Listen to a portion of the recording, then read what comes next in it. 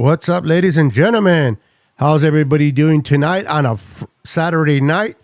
I got a special guest with me. We got Dion for Niners podcast. We got Mr. Bashar. How you doing, guys, tonight? Doing good, man. Wonderful. Doing good. How about yourself? Doing good, man. So make sure if you guys haven't already subscribed to Dion's channel, 49 and Niner Gang. How's it go? I get confused. Niner Gang Podcast. Thank you. So many podcasts. I got to get it together. I'm getting old. And then we Wow. already know the legend, Mr. Bash with the 49er minded. We're going to have fun tonight. We're going to talk 49er football. We're going to express how we feel.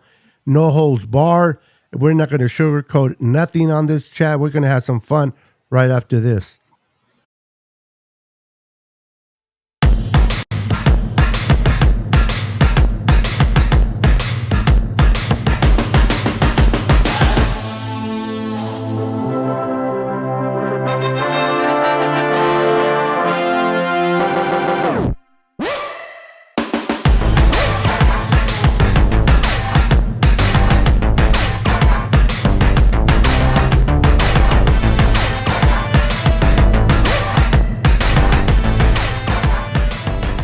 For more awesome content, like and subscribe now. That's right. Like and subscribe now. Let me get back to my boys. Let's welcome the crew coming in. We got Don in the house. What's up, Don? Welcome to tonight's episode. We got Crazy Guy in the house. What's up, Crazy Guy? We got John in the house.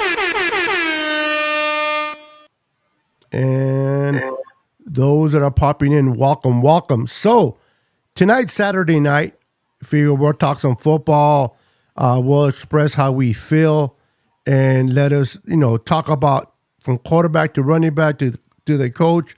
How do we really feel about the coach? I want to get your guys' honest opinion on the whole quarterback situation and the coach. No holds bar. It's all about expressing how you feel, whether people will agree with us or not, whether we will agree with each other or not. It doesn't matter. And what matters is we express how we feel and let the Niners fan base know where we stand. We'll start with you, Dion. Dion, where do you stand with the quarterback situation? Quarterback situation, to me, in my mind, it's already a foregone conclusion that it's been decided that if Brock Purdy is healthy, he's going to be the starter. I don't believe that Kyle's going to give Trey Lance any inkling of a chance at getting on the field to do anything, period, to try to show that he can do, all of the things that people say he can't do, all of the things that he already knows. He's got a real good grasp of the offense already. He's definitely one of the guys on the team that can throw to Danny Gray and make him relevant. So it's a little frustrating for me internally to know that my head coach is one-sided when it comes to this quarterback situation. And then at the same time, the only way you see Lance hit that field is strictly if if Brock Purdy has some type of a setback or if he's just not ready to go and they don't like what they see from him as far as, the progression in his recovery. So with that being said, what's going on, everybody out there? Don, what's going on, Dave McNider? So it just, for me, I would love to get Lance on the field, see what we have in him, and have him be the guy to be successful and whatnot. But to be honest with you, I've said this on my channel. If I'm Trey Lance and I wind up getting benched and Brock Purdy's the starter, I want out. Let me go somewhere and play. Don't have me sitting here doing nothing, or at a bare minimum, say Brock can't go for at least the first 4 games. You know what you do? That's an advertisement for Trey Lance if you feel like you can trade him. You're not going to get in 3 first-round picks. That's not going to happen. You'd be lucky to get a second or a third. But if you advertise and people see what they like, they can do that. I can tell you right now, there's one place he would definitely flourish. That would be in Washington with a young man by the name of Eric Bieniemy, who was hanging out with Patrick Mahomes for the last several years. Who was Trey Lance working out with? Patrick Mahomes. You don't think that he could turn Trey Lance into another Pat Mahomes? I do believe he could. So for me, I just feel like Lance got the short end of the stick, and it is what it is. He lost his job due to injury, same way Jimmy Ward did. Yeah, you make some valid points. Eric the Enemy is now the newest offensive coordinator in Washington. That would be a nice pair. If that would be the case, if Trey Lance isn't the guy and the Jews decide to move on from him, I can definitely see him going to Washington and working under Eric the Enemy. What's your thoughts on the whole thing, Bash?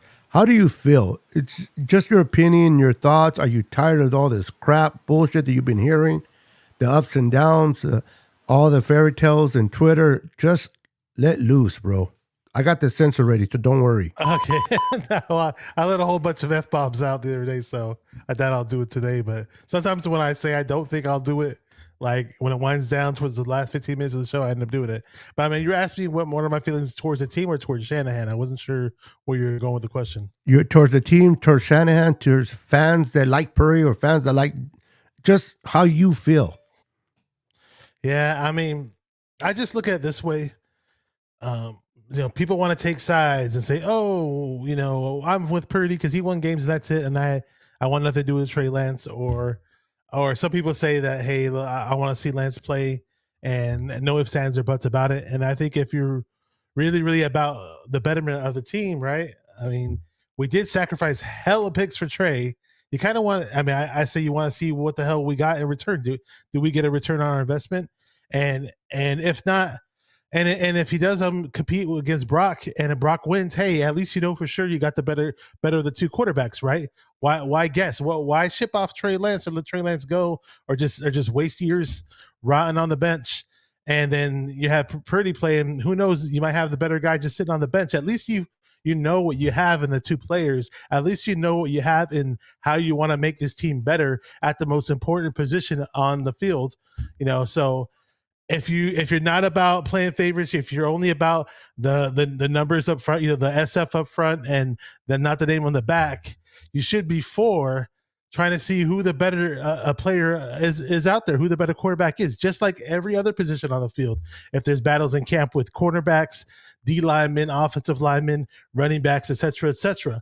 So I don't know why some people are just get so mad and they get so pissed when we say we want to see Trey Lance at least get a shot to compete or at least go out there. People are like, "Oh no, he's trash. He sucks. He's garbage. He's trash. Get him out of there. Oh, we don't need him. We don't need him. We already got Brock Purdy." And on top of that, it's still a little iffy with Brock Purdy. And as much as they say, "Oh, he's throwing," he's not practicing. It's OTAs and nobody's getting hit, and mini camps and nobody's getting hit. He's not taking reps with the first team offense, so he's not. People are like hyped up about Purdy throwing. He's not practicing though. He's not medically cleared to practice. So there's still a question mark. I mean, should I draw one out? I mean, it's a question mark. Can he take a hit? In NFL, you get hit like fucking crazy by 350-pound defensive linemen lying on you with your fucking body weight. It's no fun out there. And he can fucking throw and look good throwing, but what if he fucking hits the turf and he fucking fucks up his UCL again? I mean, all these things come into play. These are all factors that you need to take a look at. You need to take a look at every single inch of what we have in this team and not just say, "Oh, well, Purdy won games, that's it.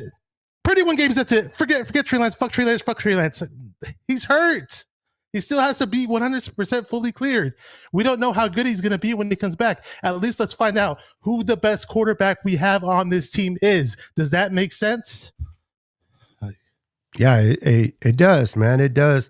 It's frustrating. A lot of you guys know that I've been kind of supporting Brock Purdy. I like what I've seen in Brock Purdy, what he's shown, but I do understand too that if both players were at their healthiest and at their best, they were playing their best potential football.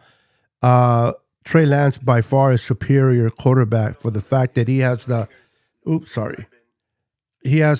height and the arm to distribute the ball better. I understand that. But I also understand where Kyle seen enough of Brock and feels comfortable. And like Dion said earlier, even if Trey can do something with the Niners, I don't think he'll get the equal opportunity anymore. I think his opportunity truly was in 2022 when he was named the starter. Now, it's not his fault he got hurt. Whether it was the coach's fault, the janitors, or Trey Lance tripping on his own toes, or the fat guy falling on him from the Seahawks. The point is he got hurt, and unfortunately for him, he wasn't able to showcase what he can do, because that was, to me, in my opinion, that was his opportunity to show the Niners what he could and couldn't do without the fear of losing his job, because Jimmy was on his way out. We didn't know. Anybody that says you knew what Brock was, you're full of shit. I didn't even know what Brock was. The Niners didn't even know what Brock is. Brock himself knew he had potential, but they knew they had something in the kid, but they were looking at Brock as a backup. They were looking at him as a good backup. That's why they kept him over Sunfield, and they let Sudfeld go because they wanted a good backup behind Trey.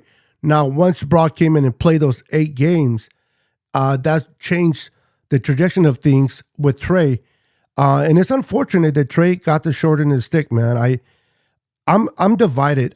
I really want Trey to get an opportunity. I would hate to lose Trey to another team like the Washington Commanders and have him explode there. But I also want to start strong. I'm not saying that we can't do it with Trey, but I don't want to start, 2-4 or 3-5 either, because last year we went to Philly instead of playing at home and we didn't have a bye because we lost a few games. Now, can we win with Trey? Absolutely. We have to win. Now, I want to ask Dion and ask, if, let's say we start Trey and the Niners, even if Broad is ready to go, he's clear. Okay, he's ready. He can start week 1. But Kyle says, I'm going to go with Trey because Trey's been impressing in training camp. He's been playing good in preseason. We're going to go. So how many games from game week 1 before you say we got to put in Brock if Trey is struggling? And whether we lose or win, but we're not winning because of Trey, how many games are you willing to risk before we bring in Brock? Your honest 8. opinion there, Dina. 8. I'm willing to risk 8. The reason is because out of those 8, all he has to do is win at least pretty much 5 to 6. And if he can win 5 to 6, and even the games that he does lose, he still shows up in, perfect fashion. He's still doing the things that he needed to do. He hit a couple of bombs. He threw the ball where it's supposed to be. All of those things that are going on, then that's enough for him to be able to say, look, man, though I lost a couple of games, and it ain't like you was like, the one thing about Brock Purdy is like there's like it's almost like an urban legend to an extent because he hasn't lost a game. He will lose the game, people. No one's perfect. Tom Brady lost games.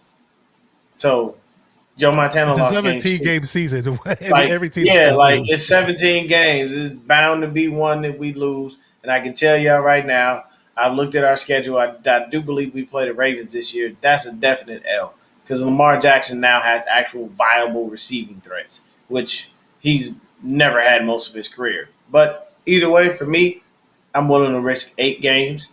And in those games, as long as he can come out on top, at least at, probably 6-2, I would say, and continue to impress in every single game and show us why we drafted him and, have a couple of Danny Gray bombs here and there, then you know what? Even some Brandon Ayuk bombs, you know what? It's going to be real hard for you to look at Brock and go, yeah, man, we're going to put you back on the field.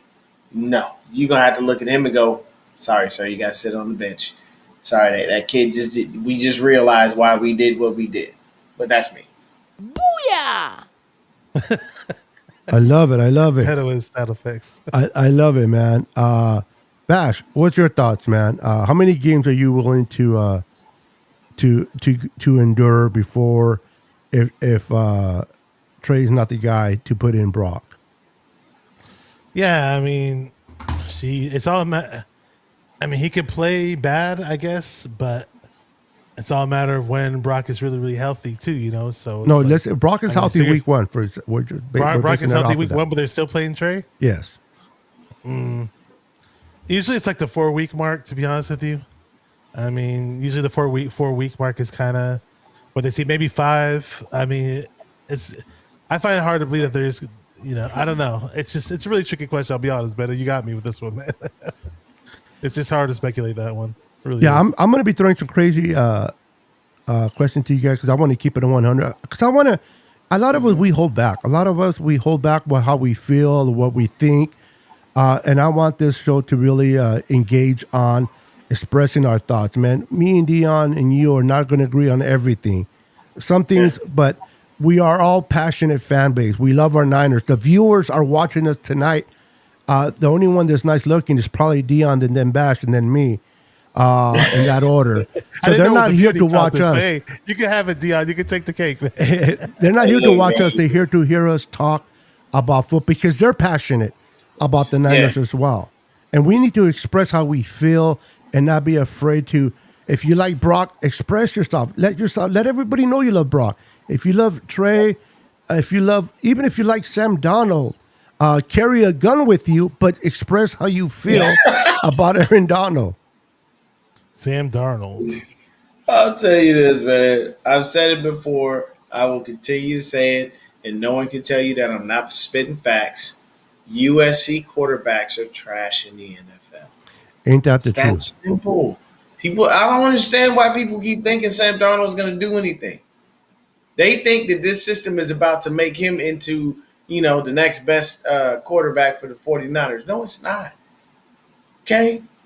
Let me give you a really short list. Carson Palmer, only quarterback that actually had yards, touchdowns. T.J. Houshmandzadeh, Chad Johnson. He had a little run, but you know what he didn't do? He barely won any playoff games. I think he's like 1-2. Yeah, So but football trash. guy did better. Mark Sanchez.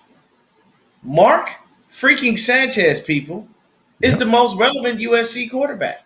You know why? Because at least he went to back-to-back AFC Championship games. Yep. Though it may have been on the back of the Jets defense, he was still the quarterback.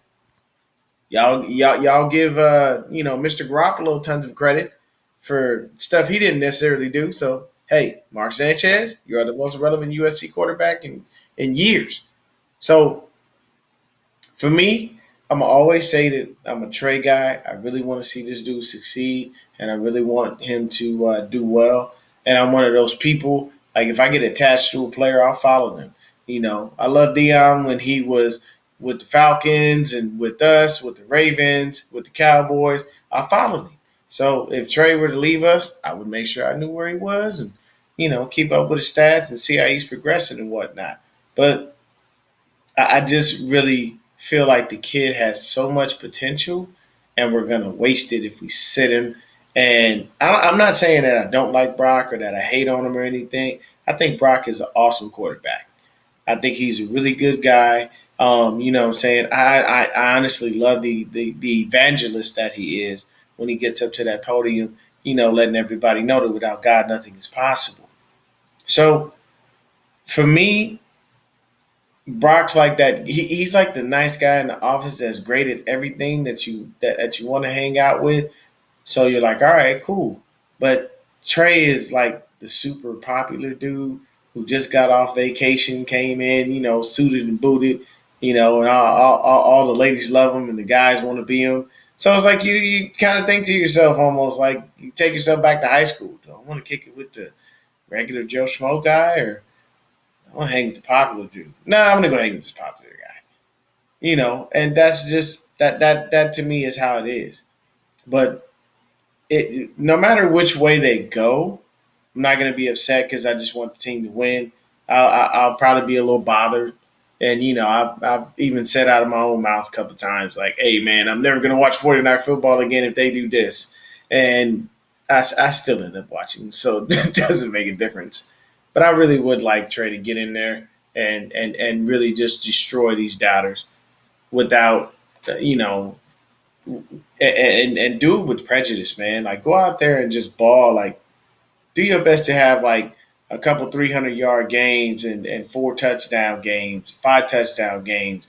Games where you've thrown 3 touchdowns, ran 1 in. Like just have a blast, and that would be amazing because that'll show everybody, look, man, I'm back to football. I'm back to having fun. And I can tell you right now, the locker room will look and be like, yo, man, this kid out here doing way too much. Brock, we love you, dog, but you're going to have to sit on the bench. We can't do this. Yep, I hear you. What about you, Bash? What I want to get your input.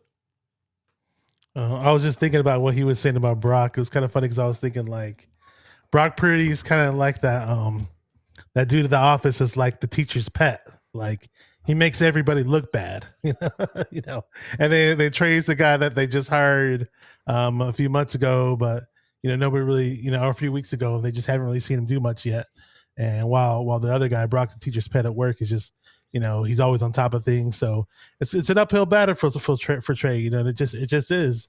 I mean, you could say that Trey could light things up in practice and even do well in preseason games, but you can almost always think that Shanahan's gonna be like, oh well, but Purdy won those games. Purdy won those games. Purdy win those games. They'll just always rely on the Purdy win those games things. And now it's almost the point where it's like, she's man, no matter what Trey does, it doesn't matter. It's almost like that, but we'll see. We'll see how it plays out. It's gonna be interesting.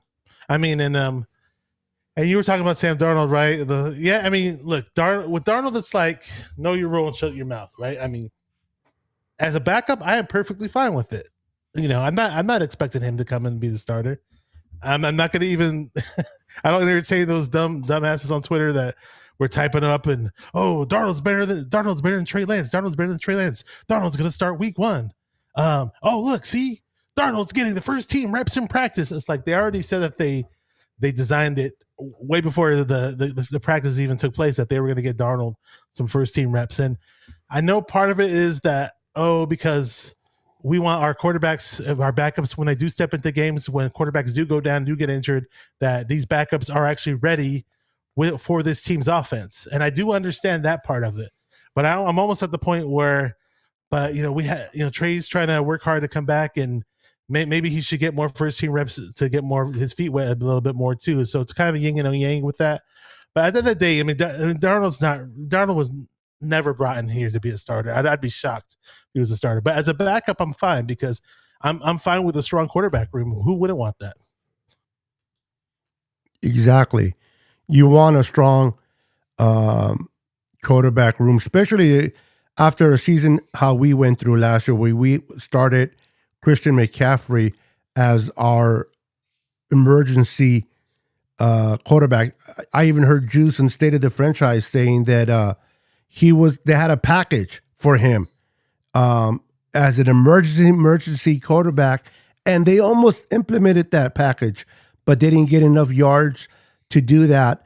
You can never have enough, but yeah, Sam Darnold, and I agree 100% with Dion. USC quarterbacks do not, to this point, have not done great. Carson Palmer has been the only one that's consistent, but never had an opportunity to make the playoffs to see what he can do. Edge rushers, safeties like Ronnie Lott, and the kid that went to the Bears. Those guys. You got Willie McGinnis, like the defensive and offensive players that they produce year in, year out is flat out amazing. But it's just that one position where they cannot get it right when they get to the big board, to the big leagues. You know what I'm saying? Because to tell you the truth, who is Huff being mentored by? Troy Polamalu. Where did Polamalu go? USC. Ronnie Lott, USC. Tim McDonald. They produce defensive stars. I'll give them Willie McGinnis. We'd be here all day. Yep. What about Drake Jackson? I'm sorry, Drake Jackson. Now, no, you know what? Drake Jackson is going to shine this year. Yes, sir. He really is. People sleep on him if you want to. Drake Jackson is going to do some amazing things. I think his mindset is perfect right now, and I think he's doing well. Now, really quick, I did want to touch on something. So, Rich, shout out Kel's Chronicles. Rich put up a little thing, and he was talking about how old, Eddie D was and Bill Walsh were when they kind of won championships, all that stuff. So, he brought Kyle in and then Jed and everything. So I put on there that I said, I'm not waiting, another 6 years for a championship. Kyle's got to do something. And to me, to be honest with you, if we don't get a ring from Kyle within the next 2 years, it's time to move on. And I know a lot of people go, well, who are you going to replace him with? The same guy I was talking about earlier, Eric Bieniemy. I would really give him the job and let him take Trey Lance and mold him into, a fantastic quarterback. But I'm not going to sit here. I don't want Kyle to be Andy Reid when he was with the Eagles. You see what I'm saying? Yep. Because what happens is you become consistently competitive, but not competitive to a point where you're competing for Super Bowls, which is what you want to do. So for me, it's nice to have Kyle. Yes, he's really good with, the offense, all that stuff, great mind. But I've said it before, I'll say it again, he doesn't have killer instinct. Like, you got to get some Bill Belichick in you. That's why they call Bill Belichick Darth Sidious. Because he's that guy that doesn't care. Like, at the end of the day, when you're playing Patrick Mahomes in the Super Bowl and he's been coming back from being down all playoff season, why would you get comfortable? Why would you openly admit on national television, oh, I was comfortable with our lead? Why is your GM on TV doing this? Like, there's just times, there's moments, there's things that you need to do. It's just ways that you have to figure out things. But part of it is be sure to make it a priority that you could put your foot on somebody's throat and watch the light flow from their eyes and not think twice about it when it comes to a football game. You have to. If you don't have that killer instinct, to be honest with you, as a coach, you know who had it? Phil Jackson. Yes. Phil had it. Phil wanted them rings. And if Jordan didn't retire, we would have swept damn near that whole decade. It'd have been a wrap. But that's what happens. You've got to have that killer instinct. Kobe, MJ, guys like that have that killer instinct. Kevin Garnett, killer instinct. You know what I mean? And it's killer instinct to make sure that you don't lose, you don't give up anything, and you don't leave room for any type of error. You say to yourself, you know what? I got this. I am who I am. And we going out there, we're going to kick their teeth down their throat and make them like it. Come on. That's it. Guys, this year, I know we every year we anticipate a great year, right? We our ultimate goal is to win the Super Bowl, get number 6 at any cost possible. Let's change gears a little bit towards the defense, and then we'll kind of go back to the offense. The defense, I love this decent defense. How it's been put together. I love the fact that you got Bosa coming back from being the defensive player of the year. Kinlaw wasn't cutting it because of his injuries, and we were kind of weak inside. And what did they go do? They go bring Hargrave, coming in out of 11 sacks and 66 pressures from the inside to pair up with Bosa to put pressure. Eric Armstead automatically plays better when you have a better guy in the middle next to him. We remember 2019, he had his best year, 10 sacks, both Armstead had. And we don't have the D4 guy no more, but I'm with Dion. I'm really, really fired up about maybe just me wanting to see it so badly that I'm just going on that, but I really believe that Jackson's going to show a lot of people that he is the real deal, and we're going to get that speed rusher coming off the edge opposite of Bosa. So now you got 2 fast guys on the outside pushing everything down the middle, and then you got 2 bulldozers in the middle pressing. Quarterbacks ain't going to have an opportunity to go to their progressions. They're always going to be rushed. They're going to be doing what Sam Darnold done for most of his career, seen Casper the Friendly Ghost. We're going to impose to that, and you're going to see Sam Darnold on the sideline like that. say, "Now you know how I felt, you bastards." Yeah, man. Yeah. Hey, So how good is this? He just looks so good, man. Like his mental, like you can just tell the energy and the vibe he giving off just tells you I'm ready to come out this season and destroy things. And honestly, it tells me that they got a lot of faith in him, strictly based on the fact that they haven't went out there and gotten an edge rusher. They have not. They picked up Cleveland Farrell, but that's a rotational kind of guy.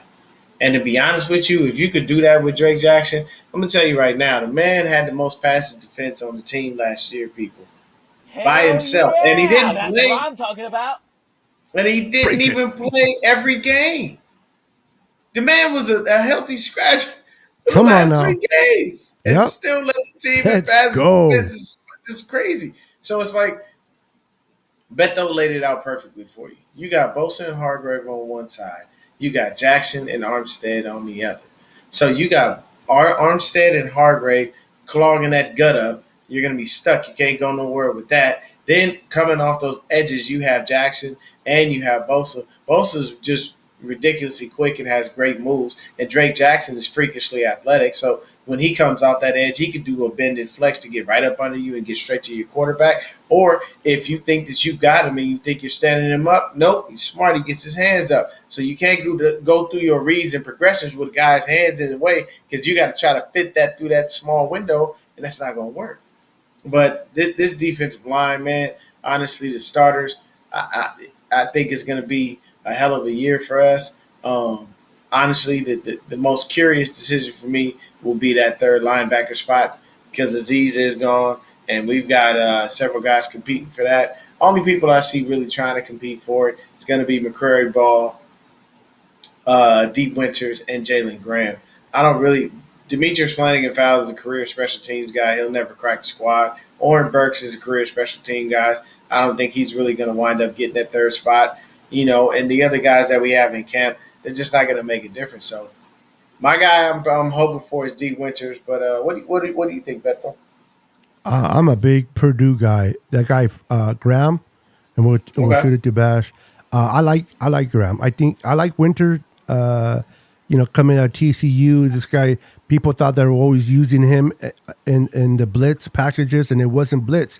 He was just penetrating through the line and hitting the pocket so fast that the gap so fast that he was able to penetrate. I love what they're doing, bringing him in, but I love Graham's.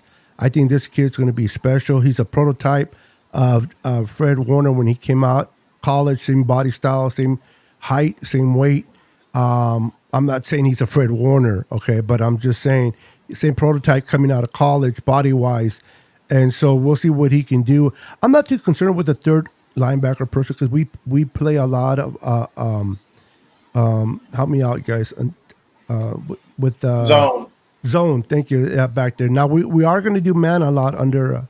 So they're still work. So they're not going to go with three linebackers. They're going to always go with two, and they bring in an extra safety. And now that we have Jair Brown, depending on how he does, they can implement that more. Bash, I want your thoughts on the front four. Just the front four. You can elaborate on the rest afterwards, but the front four. Okay. How good this front four can be in 2023, buddy? Front four has tons of potential. The only thing that worries me about, Hargrave's an amazing signing, and I didn't focus on it too much when he was on Philly because it just wasn't my focus. But somebody uttered a word to me during the season during towards the end of the season that Hargrave wasn't a good run stopper. Now, if you guys want to shut that one down and tell me I'm wrong, I hope I'm wrong. I want to be wrong about that. I just haven't scouted him in that regard. I definitely see what he can do in the pass rush. And the guy has got some fucking tree trunks for legs, dude. He better be good against the run with legs like that, man. It's ridiculous how this guy's built in comparison to other D linemen. It's just nuts. So he should be using that leverage to his advantage. Oh, come on, man. Yeah, so and like Let's you said, I can throw you off. Oh, it's all good. And Armstead had an amazing year in 2019. It was nice because he had Buckner next to him. Hopefully, like you said, Beto, we can replicate that. That'd be nice. We all know what Bosa can do. It's a no-brainer there. Austin Bryant is in the mix as a reserve pass rusher along with Clelin Ferrell. I love those two guys at Clemson. I know you're a big Clemson fan too, Beto. And, yes, sir. And I knew about him because Nate, our friend Nate, put us on to put me onto those two guys because he was saying, which pass rusher should the Niners get? He's like, Clemson has two guys, but they didn't necessarily pan out in the NFL. One went to the Raiders, one went to the Lions. Austin's more of a speed rusher, you could say, and we haven't had too many speed rushers around, so looks like we could find a way to use them. And everybody always says whenever journeyman D linemen step onto the Niners, like, well, Chris Kocurek can coach them up, and hopefully that's the case. And it's not a guarantee, but hopefully that's the case. And by default, this is the best defense that freaking Austin Bryant has ever played on. It's the best defense that Clelin Ferrell has ever played on. And hopefully with Drake Jackson in the mix, he does emerge as a top pass rusher. I'm crossing my fingers, but some Niner fans are hella thirsty and they want us to get an Ngakoue or a pass rusher of that caliber. I mean, I totally welcome it. I'm not against it. And I still think we could use Drake Jackson in the mix if possible. But the best case scenario is we would have to make that move. We would have to make that move because Drake Jackson steps up and he makes that big jump, and we have pretty decent guys backing him up. And as far as linebackers go, D Winters was the pick that I was most excited about because my friend Joey Mahoney, shout out to him. He put me on D Winters and got me excited about him, and I mentioned him on a few of my mock draft shows. We had D Winters mentioned on there and ran his highlight reel on there, and loved what he could do with a highlight reel. It looked amazing, and they just said the only problem is a bit undersized, and he has to fight off big offensive linemen and step up to the next level in the NFL. But early on in camp, though, it sounds like Jalen Graham has stepped up, and D Winters is looking a bit out of shape, and he doesn't look as fast as explosive as he did on film. Now, is he a gamer? He's a poor practice player, but maybe he's a gamer, or maybe he's out of shape. But whatever it is, Jalen Graham is saying, hey, I'm looking to be out here, and I'm looking to make this team. So even though you were drafted ahead of me, maybe I'm going to step up and be the better of the two rookie linebackers. But hey, man, as they say, iron sharpens iron. So who knows? Woo! Ric Flair. I love it. I love that. Where's Deion? Come back here, you big monkey. Come back Whoa. here. That comes from Cancel Beto. Cancel Beto. Come on. Listen, for all the Cowboy fans out there that happen to be listening to our podcast, and always every year they claim that they're going to win a Super Bowl. Every year we're going to Super Bowl. This is for them. Oh my God! Stop your fucking lying. Why you always lying? Why you always lying? Always lying. Exactly, bro. It's a famous video that was put around and went viral a few years ago. Yeah. I'm excited about this defense, bro. I think the secondary was an area of kind of concern last year. We had Mooney, who we brought in free agency. But we were transitioning from Thomas to Lenoir, back to Thomas, and then Lenoir, and kind of get a figure. And then Mosley got hurt, so he was out. Jason Verrett was out, the guy that played great for us in 2020. And it was kind of, everything was in limbo back there. But then Lenoir, towards the end, started to step up and find his zone and feel comfortable at that spot. Mooney's just being Mooney. And then Hufanga had really stepped up. And who would have thought that the kid that you brought up, that you picked up free agency, that at the last minute, right before the season started, and Gibson would have had that year that he had. So this secondary is coming into a second year altogether. They're more familiar with each other. They're more comfortable running each other. And we brought in, listen, no disrespect to D'Amico Ryans or Robert Saleh, great coaches of their own right, but they were rookie defensive coordinators who really did very well. But you're bringing in a guy and Steve Wilks who's seen it all. There's nothing that an offensive coordinator is going to throw his way that he hasn't seen. And he specializes in the secondary. We already know Chris Kocurek has dominant of the front four. He handles his business. Now you're going to bring that little bit of strength to that secondary. And then they bring in Isaiah Oliver, a great blitz guy, a good coverage guy. They're replacing Jimmy Ward, which I like Jimmy Ward. I like his versatility. He was able to go from safety to slot corner. But if you ask me, I think Isaiah Oliver is a better slot corner, bigger body than Jimmy Ward. And we'll have to see him. He has to play it out. But I like this secondary under Steve Wilks. I like that he's going to be sitting in the box on top instead of being on the field, watching the whole field, making the proper adjustments as he sees fit to do so. This defense, to me, and I've been preaching it, is it can be a historical defense without winning the Super Bowl. Now, I want to win the Super Bowl and get it all together, but I think this defense can be historical. I think they can be the 85 Bears, the 84 Niners, the 2000 Ravens. 85 Bears, damn. Yeah. That's, Yeah. 84 Niners were a badass defense too. Yes, they were. I think this defense, if they all gel together, now the main key is no injuries, because that can just mess everything up. So no injuries. If they can stay healthy, I think this defense can be historical. Fred Warner and Greenlaw are the best. Now that I mentioned those guys, let me ask you guys, and we don't have to stay on this a long time, but in your opinion, what would better do? Patrick Willis and Navarro Bowman, or Dre Greenlaw and Fred Warner? Dion. Welcome back. I'm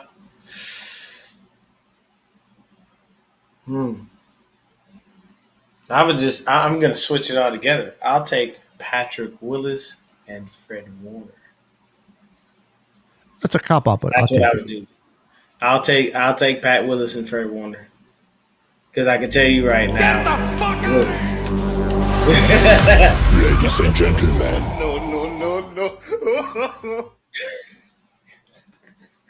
You missed the sound. This is one of those moments where you hit the wrong button and you're trying to fix it and you hit more wrong buttons. Yeah, that was that right there. Sorry about that, Dion. Soundboard. Oh no, that's all good. I hit the wrong one trying to set it up and I hit more. But I'm gonna kick it over to you, Bashar. But that's what I would do. I would take Patrick Willis and Fred Warner. That'd be amazing. You definitely switch it up. I'm just gonna go with the guys that I don't know. Maybe I'm wrong, and I want to be wrong because our two guys are presently on the team. But I just think teams and kind of fear Bowman and Willis a little bit more, and I'm gonna kind of stick with that. I was lucky enough to meet Patrick Willis too one time. It was cool. I got to play basketball with him. That's just a different story. But we've been blessed though. We've been like putting out dope linebackers for quite some time now, and I'm perfectly fine with it. And even when we throw in dudes that are kind of like no names on the surface, they don't play like no names, and I'm all for it. I love the linebacking, pedigree that we have and the coaching behind it. It's a lot of fun to watch, and we're definitely lucky to have that. All right, we got a mystery guest popping in at the last minute. Oh wow! You guys handle the show real quick. I'm going to set it up for another guest, and I'll be right back. Yeah. Okay, I don't know what he's doing here. You guys. Yeah, he said mystery guest. I'm like, something funny happened when you walked away, but yeah, you missed it. I was going to tell you that. Why are you always lying? But I will tell you right now, man. I love the DBs that we have. I really am anxious to see what Steve Wilks does with Sam Womack III. I think that little dude is going to have a blast, and he is going to be very ruthless on the field. He already has all the intangibles. You just got to have Steve Wilks get his hands on him and fine-tune it, and I think he'll be a monster. I think he'd be a great nickel. I know they like Isaiah Oliver for it, but honestly, I think that should be definitely an open competition, and I'm going to be watching that very closely in preseason. Like, all right, let me see what these dudes are doing, So I think that those are the guys that like your Sam Womacks. And then, to be honest with you, this is a make it or break it year for Ambry Thomas. Like, you can't keep disappearing and be gone and nobody knows what you're doing. Like, that's just hella weird. And we got to figure that out. But I will let Mr. Bashar, not Bashar, my bad, Beto, introduce the fourth member of the crew. Yeah, we got a surprise visit. My boy, Rich, Couch Chronicles. How you doing, sir? Welcome. I'm doing. Oh snap! Hold on. Yee. Hey, I'm doing well, Beto. Hey, yee! Hey, let's go. Hey, what up, Beto? I thought it was my brother. Bashar? What's up? Get stupid. Ah, man, I was gonna try my Spanish, but I'm not all that good, man. Oh, that's too Yeah, I funny. love Oh the shit. Come That wasn't. mustache. Come mustache. That was. Oh, Sorry, David. That was not what I was trying to do, David. Hey, what up, Holy y'all? shit. Though. Hey, what's up, Dion? What's up, you guys? man. What's How y'all good? doing? What's good? What's good? Yes, sir. What's up, brother? Welcome to the show. Tonight, you come in a perfect time because I was telling the guys when we started the show tonight. Tonight's one of those nights where we all express how we feel about our Niners. We don't hold nothing back. We talk about the quarterbacks that we like, the ones that we don't like, or how the situation is being ridden by the Niners so far. Is it fair? Is it unfair? It's just pretty much open mic in a sense where we can express how we feel, man. We're not always going to agree. We don't always agree with one another, but at the end of the day, one thing we do all have in common is that we love the red and gold, right? We support the red and gold. We love the red and gold, and we want them to put a winning product on the field each and every Sunday. And Dion's house is, he went to go check on a phone call. I put this on earlier and I got in trouble. Watch this. Come back here, you big monkey. Yeah, but that wasn't me for him. I was anybody that leaves. I play that on there. So Yeah, don't yeah, get yeah. crazy. Don't get crazy. How you doing there, Rich? I'm doing good, man. Hey, and just hearing you talk about the 49ers, man, I'm so juiced up about the season. How could you not be optimistic and just fired up for 49er football? You know, if you really break down, if you take all the drama out of it, you take Come on, all brother. if you take all the controversy, if you just strip away all the crap and you just look at the San Francisco 49ers, I mean, let's go, man. It's hard to say. It's hard to imagine that we're going to be better than next year, but it's like I really feel that way. I feel like piece by piece, brick by brick, when you just go up and down the whole entire 53, 90 man, 53 man roster, we're freaking a brick house. We're stacked. We got dogs on every single level of this team, man. And it sounds like I've said this the past couple of years about the 49ers, but it's true. You know, it's true. We're in the thick of it once again. Hopefully we stay healthy. Hopefully we that's the big thing. Stay healthy, but fired up, man. Just absolutely fired up. Defense, offense, even the question marks. Even the question marks I'm fired up about. Moody, Kalia Davis, Womack, Brock Purdy, Trey Lance. Hopefully we don't see Darnold, but hey, man, even if we went to a third, I'm cool with that too. You know, hopefully we don't see him, but juiced up, man, juiced. Hey, man, good to see you guys. Even besides 49er football, it's a late, what is it, Saturday? Saturday, went to a birthday party today, was chilling around a lot of kids, swimming pool, throwing the football to Oh, whole sound like bunch. fun. Oh, it's always a blast, man. Almost every Saturday, it's like it's someone's birthday for, the past couple months, every single Saturday. So it's fun, man. I love it. I love it. I love it. Tanisha, real quick, has a question. Thoughts on Elijah Mitchell? That's a good question there, Tanisha, because this guy, we can all agree that it's one heck of a running back. He's explosive, can hit the pocket. The problem with him is the durability. He can't stay healthy on the field. He's always missing. I heard that he went on OTAs this year and he got hurt in OTAs and missed. I started with Bash. Bash, why can't this guy stay healthy? Why is this guy really going through the mill when it comes to staying healthy? I mean, the kid's explosive. He's a great running back. He sees the hole very well. I would love to see a full year of him and CMC, a 1-2 punch. But why can't he stay healthy? I'm hoping he can stay healthy because when he's out there, he's hella explosive and he's dope. But yeah, it sucks. I mean, he's a smaller guy. When they first drafted him, I remember seeing his reaction to when they drafted him. He wasn't at the draft party or anything like that, but they showed him when the Niners picked him or whatever. And my first thought right off the bat was, this dude is small. This dude does not look like an NFL player. Now I wasn't doubting his heart or his ability on the field, but just on the surface, I was just like, small frame dude. And I just think it's for the fact that he may be tough on the field when he plays, and he may have hella explosion, and he may do some amazing things for a guy his size.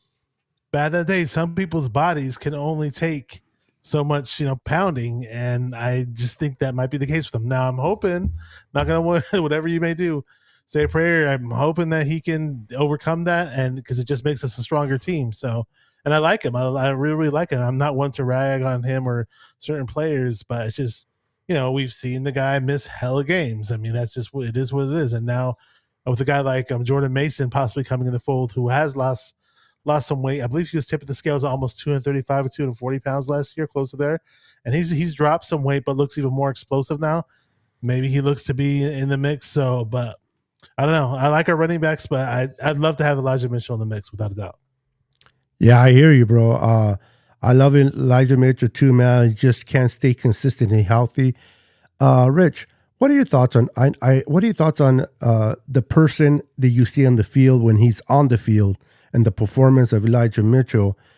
First question. Second question is, I want to get your opinion, your thoughts also on why he can't stay healthy. I'm just looking at Damian Lee over here. I'm looking at his comment. Elijah Mitchell just unsubscribed to Bashar. No, I'm sure. Oh my God, that's a good one. I don't That's think a good one. To me. Yeah, hey, man, props if he was. Big props. Hey, but regardless, oh heck no. Hey, man, it's man, I was picturing Elijah Mitchell running, and I was picturing.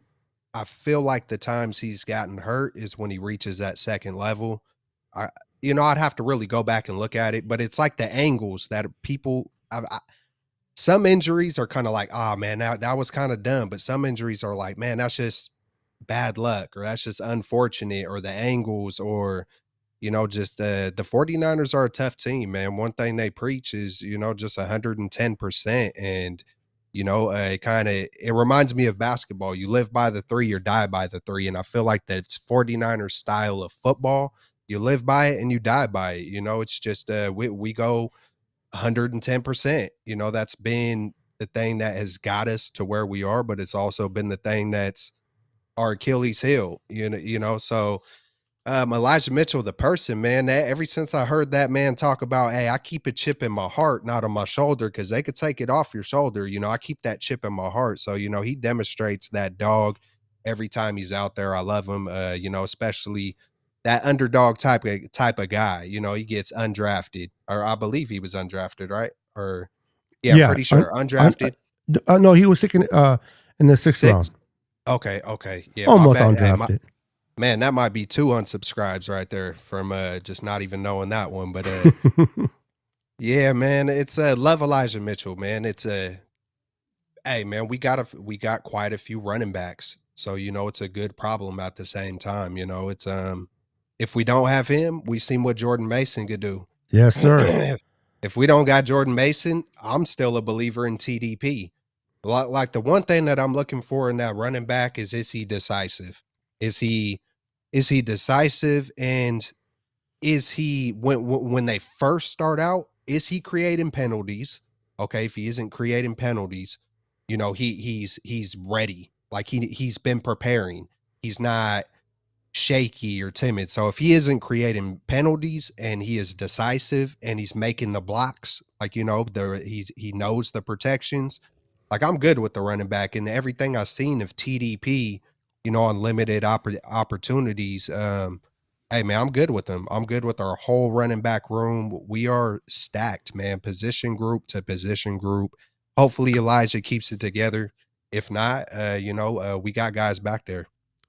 Yeah, and remember, we picked up 2 undrafted free agents this year as well, that are looking pretty good. I can't think of their names right now, but Jalen LeBourne and Ronald A. Watt.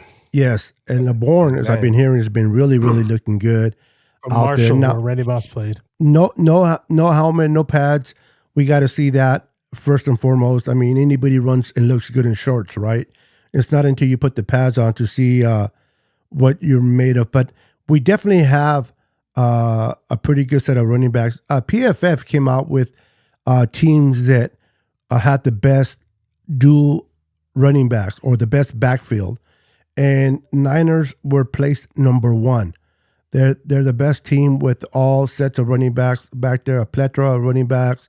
I think they expect big things from Jordan Mason, from this kid. Little Lynch back there. I think Marshawn Lynch kind of reminds me so much. He's wearing his number 24. He has, everything going for him. So we'll see what he can do, man. This team can definitely do something in 2023. Listen, when you have a team that everyone is picking, Vegas is picking high odds and making the Super Bowl without naming a quarterback, it speaks volumes, right?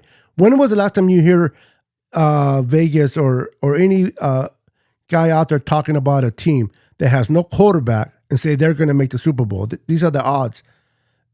Everything is, all the roster is set. We got linebackers, we got defensive ends, we got D tackles, we got safeties, we got running backs, we got receivers, tight ends, you name it. We have it. Offensive line, that kind of the only question we really have is at right tackle. Can he sustain that? This team is set and ready for a Super Bowl run and win it all, regardless of who's back there. I know this is why there's so much talk about Trey and Brock, because it's like we're missing that key component, right? I mean, the Chargers, when they come in camp, even if they have holes in any other areas, they know they have Herbert in there, Justin Herbert back there. The Chiefs come in with Patrick Mahomes. You got the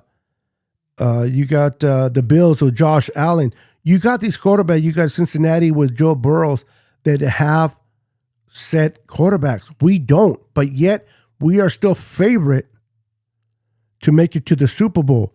Why are they making this team favorite for the Super Bowl, guys, without a quarterback behind center yet? I think is that they have belief in this team in terms of all the other elements. I mean, look what we did. Look how far we got with Jimmy G. And a lot of some people think Jimmy G's a hella good quarterback, and most people that know their football will tell you that he isn't. And they still feel, we don't have it necessarily set in stone who the quarterback is going to be week 1. A lot of people just love our roster in general, and they see us have success year in and year out anyways. And we proved that we could win without Jimmy, and we could possibly win with Trey or whoever's playing. So, our roster's just stacked. Our team's stacked. The coaching is there. We just have to be better when it comes to crucial moments in the playoffs, of course. We're not perfect, but maybe we finally get over the hump. Who knows, man? God willing. What's up, Dion? Welcome back. Yeah, welcome back, Dion. And we're just talking about, we just got done talking about the running backs. We're talking about, I don't know how much you heard as you came back, but we were talking about how Vegas has this team as favorites, one of the favorite teams to make the Super Bowl without naming a quarterback. Why is this team favorite to make it to the Super Bowl when the Niners in reality don't know who their Super Bowl is? We're going to go with Rich, and then we'll go to Dion. Go ahead, Rich. Can't hear you, buddy. You're on mute, buddy. Mute yourself, Celts. The power of the mute. CMC, Debo, Trent Williams. I want to start naming, even Aaron Banks. You just go up and down. Fred Warner, Mooney Ward, Greenlaw, Hufanga, Brown, Gibson. The whole line. Hey, we're stacked, man. And then people behind those, players behind those players. That's why it's that they recognize what the 49ers are about, whether we have a Brock Purdy, whether it doesn't matter who's back there, or it does matter who's back there, especially like Bashar said, in the crucial moments. See, we still don't know what Brock is going to do in a crucial moment. We know what Jimmy's about in a crucial moment, but we don't know what Trey's going to do. And any one of our quarterbacks, if Lord forbid it goes to a Darnold, we don't know what these guys are going to do in the biggest moments when the lights are bright. But we have proven that we can get there. If the health stays there, we're going to be good. We got squad up and down, left and right, worldwide, just like the YouTube content creators, man. We are freaking worldwide. Our team is just Let's off the go. map. We're off the map, man. Layers. layers on layers, baby. Let's get it. Let's go. And the world recognizes that. You know, Let's get ready to rumble! That's what we're talking about. Yes, All the sir. content creators. At least that's how it feels in Twitter. Let's get it ready to rumble in this Oh. corner at 210 pounds. I want to add this. So speaking of content creators, check out Rich Counts' latest tweet. You can go ahead and tell me your Twitter page in a minute. But he put out the map of the United States and on each city, wherever the content creators are located for the 49ers. It's a really, really cool map that he put out. He made it. And I appreciate it. And I'm sure all the other Niner content creators definitely appreciate it. Oh, I love it. I gotta check it out. I thank you, Bash. I have no idea how it came about. I'm just I'm trying. Typically, I'm good at that stuff. Like I know what inspired it. I know what thought came through, but something just something hit me, and I was like just curious. Like man, it feels like we almost got a creator in almost every state. So I wanted to kind of start, mapping it out. I know I might have a few guys wrong on there or a few guys left off. You know what I'm saying? But hey, lace me up. Let me know where I messed up. It's all good. Hey man, we're worldwide, man. We got them, in the UK. I believe even Shifty moved out of the USA. Yeah, I'm sure. Ireland. I wouldn't doubt it if there's 20 other guys that I have no idea about. That's just, hey, one of the first things I found out on Facebook groups, when a couple years ago, when I first even knew there was Facebook groups, and like, I sound repetitive, but I've said it time and time again. I had no idea all this stuff existed, man, online. But I put a tweet out, hey, where y'all from? There's people in Australia, Philippines, the whole world, man. It was crazy. It was hella cool to find that out, though, especially being born and raised in the Bay Area, where it's like I kind of thought it was just a Bay thing. You know what I'm saying? Hey, I know it's going black and white. It's long-winded, but yeah, hey, that's what I got for y'all. Hey. I know how the black and white thing happened. Hey, and Beto, whenever you get a chance, can you show everybody how you Freaking levitate? Beto. When you get a chance, show everybody how you levitate. Your internet, bro. Beto knows how to levitate, guys. Your internet's kind of going fuzzy. Look at him. Now he got a blurred out, man. Like, what's good? Hey, man, can you make it better than what it was, man? I got a little cheap little whatever it is. I got a cheap little bro. webcam. You got. Can you make it better for me somehow? There you go. There we go. Hey, that works. Hey, that's me right there. I'm backwards, bro. No, you're not, bro. You're good. But sometimes backwards is the right way. You just got it just depends. This is you right here, bro. One man, one camera, one mission. That's right. One man, one camera. There's one man, one mission. one camera, one man. There's a comedian that does that stuff. I forgot his name. The Super Bowl. And if you don't agree with that, Get the fuck out of here! The fuck out of here. you don't agree with it because you're a bunch of Loser. Oh, dang. Or you're chilling at. Oh, look who's come into the chat. We got royalty. Royalty. We got royalty now. Royalty.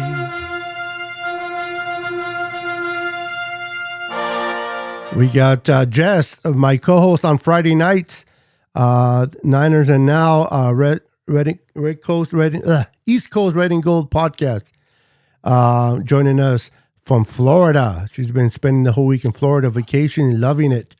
And she met my mini-me, Beto, over there. So welcome to the show.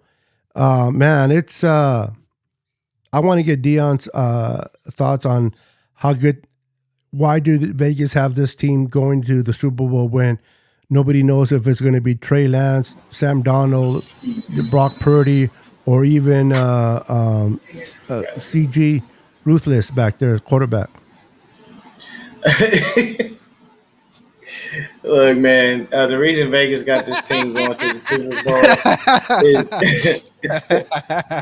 the reason Vegas got us going to the Super Bowl, man, is honestly because they see exactly what happened. They know that last year that NFC Championship game was an unfortunate fluke. I mean, how do you have both your quarterbacks go down, and then you got to go back to the dude who can't even throw? Like, at least if that would have been his left arm, it wouldn't have been an issue. but it was his actual throwing arm. So it's like, hey, look, man, you're just gonna have to hike it and hope and pray that stuff works out as best you can, and do whatever you got to do. But it's a situation where we just have to know and understand that we're that damn good. It is what it is. Debo Samuel, Brandon Ayuk are to be respected. Third and Jawan, or as I call him, Jawan motherfucking Jennings. Like he's that good. You know what I mean? I'm pretty sure we'll see a lot of non-returns on kickoffs with this new rule implemented. So that's special teams is gonna become null and void outside of punt returns, and possibly field goals. But we just present a team on paper that's ready to win and win now. We literally have some of the best people at different positions. George Kittle, top 2 tight end in the league. You know what I'm saying? Fred Warner, number 1 linebacker in the league. Dre ain't far behind him. Nick Bosa, defensive player of the year. You know what I mean? You had Huff and Gibb back there intercepting passes. Diamador Lenore just randomly just shined and had a great year. And then you flip to the other side of the ball. CMC was a godsend. When he came in, things started to change. You go take a look at what BA wants to do and where he's ready to be headed. You know what I'm saying? We still got Jordan Mason, undrafted free agent sleeper. So they're seeing the people that we have and understanding, like, you know what? We ain't got no choice, man. These dudes are gonna blow up and they're gonna be better than ever. And plus, to be honest with you, you probably got the odds makers going. It doesn't matter whether it's Lance or Purdy. They're going. And that tells you that's a big vote of confidence in both our quarterbacks. For me, preferably Trey Lance, but once again, no disrespect to Brock Purdy at all. So I just feel like they have them doing that because they looked on paper and just saw how great we were. What's going on, Super Dave? But that's basically what it is. We're just that good. That's all I gotta say. We're just that damn good. What's up, Super Dave? Welcome to the stream, brother. Good to have you. Good to have you. We have a quick question. I wanted to have you guys answer it. Looking at the schedule, this is by Tanisha. What is the game you guys are most excited to watch? Just curious. We'll start with Bash. We'll go to Rich, and then we'll finish it with Dion. Well, I'll finish it with me. But go ahead, Bash.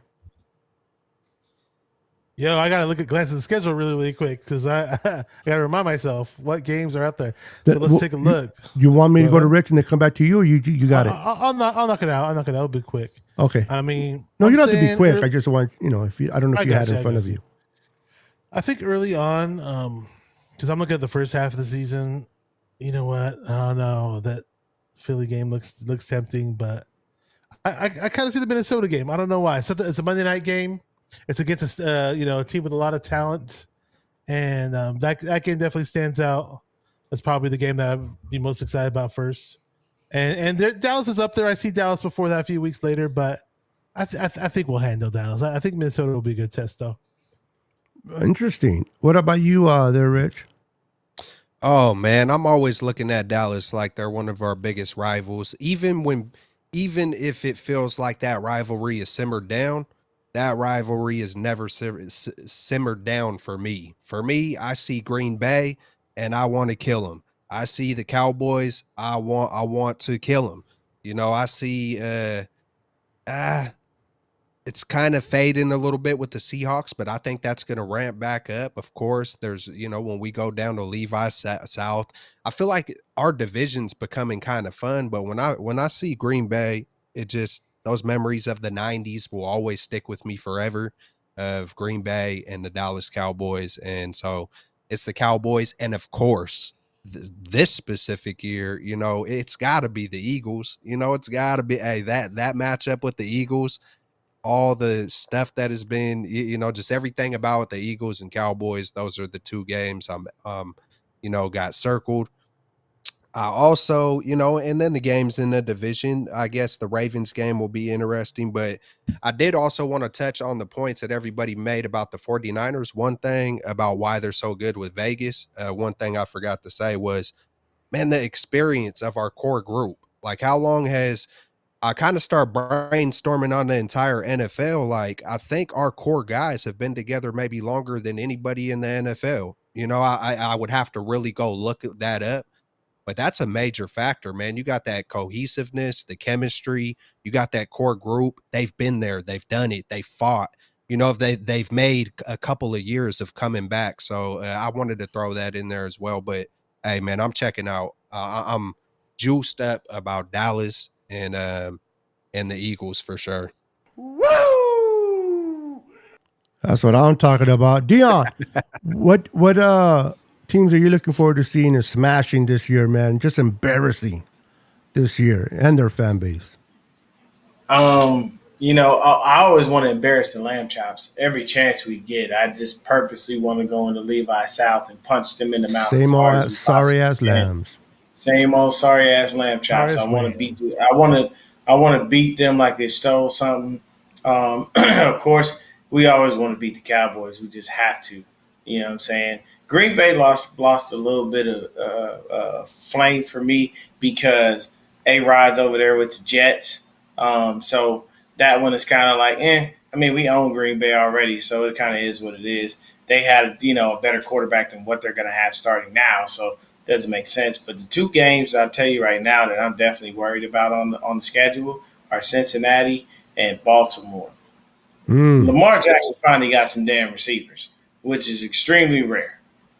Like, he ain't had receivers or consistent receivers anyway in a long time. And he's been able now to get those receivers. He's got Odell Beckham Jr., he's got Rashad Bateman, and I think they still even have a third guy. He's really good with his tight ends as it is. So that one scares me. And, we already have a hard enough time dealing with mobile quarterbacks. And then, of course, just the Cincinnati game. You know what I'm saying? You got Joe, you got him out there doing his thing. And, you got T. Higgins, you still got Jamar Chase. I think they still got Joe Mixon, Samaje Perine. They have a formidable offense there, and their defense is to be respected as well. So for me, that I always want to go ahead and keep the teeth in of the Lamb Chops. I always want to make sure that we go ahead and destroy the Cowboys. And those two games, Cincinnati and Baltimore, those are the ones I feel like if we ain't on our P's and Q's, we get broke off. Yeah, I hear you. Yeah, exactly, bro. Those are good teams. I'm with you with the Lambs. Every time we embarrass them. The thing with the Lambs, though, we do it every year. So it's like, it's expected to just embarrass them. And it's always fun to make fun of Rudy after each game, call him up, text him, hey, how you feeling, buddy? Are you a suicide watch? And it's just fun to mess with him because he's very delusional. I love Rudy. Great guy. Great guy. He's a good friend of mine. We chat all the time, but he is delusional. I know a lot of fans when are it comes to that, when it comes to those Rams, he you know what? Rudy is low-key a Cowboy fan. I think so. And as a Rams fan, like he's as delusional as those are, because Cowboy fans. You know them. You know what they do. We're going to Super Bowl. No, you're not. Okay. This is what I tell Cowboy fans every time, bro. Oh my God! Stop your fucking lying. That's what I said. Stop lying. You ain't going to no Super Bowl, bro. Why you always lying? You ain't going to no Super Bowl. Neither the Rams. Rudy has the Rams winning the West this year. Because get this, they lost a lot of players, but they drafted a lot of good players. He hasn't even seen them play. Draft picks, unless you get drafted high, you don't know what they're going to be into, second or third year in. For the fact that he's already going to the Super Bowl, cracks me up.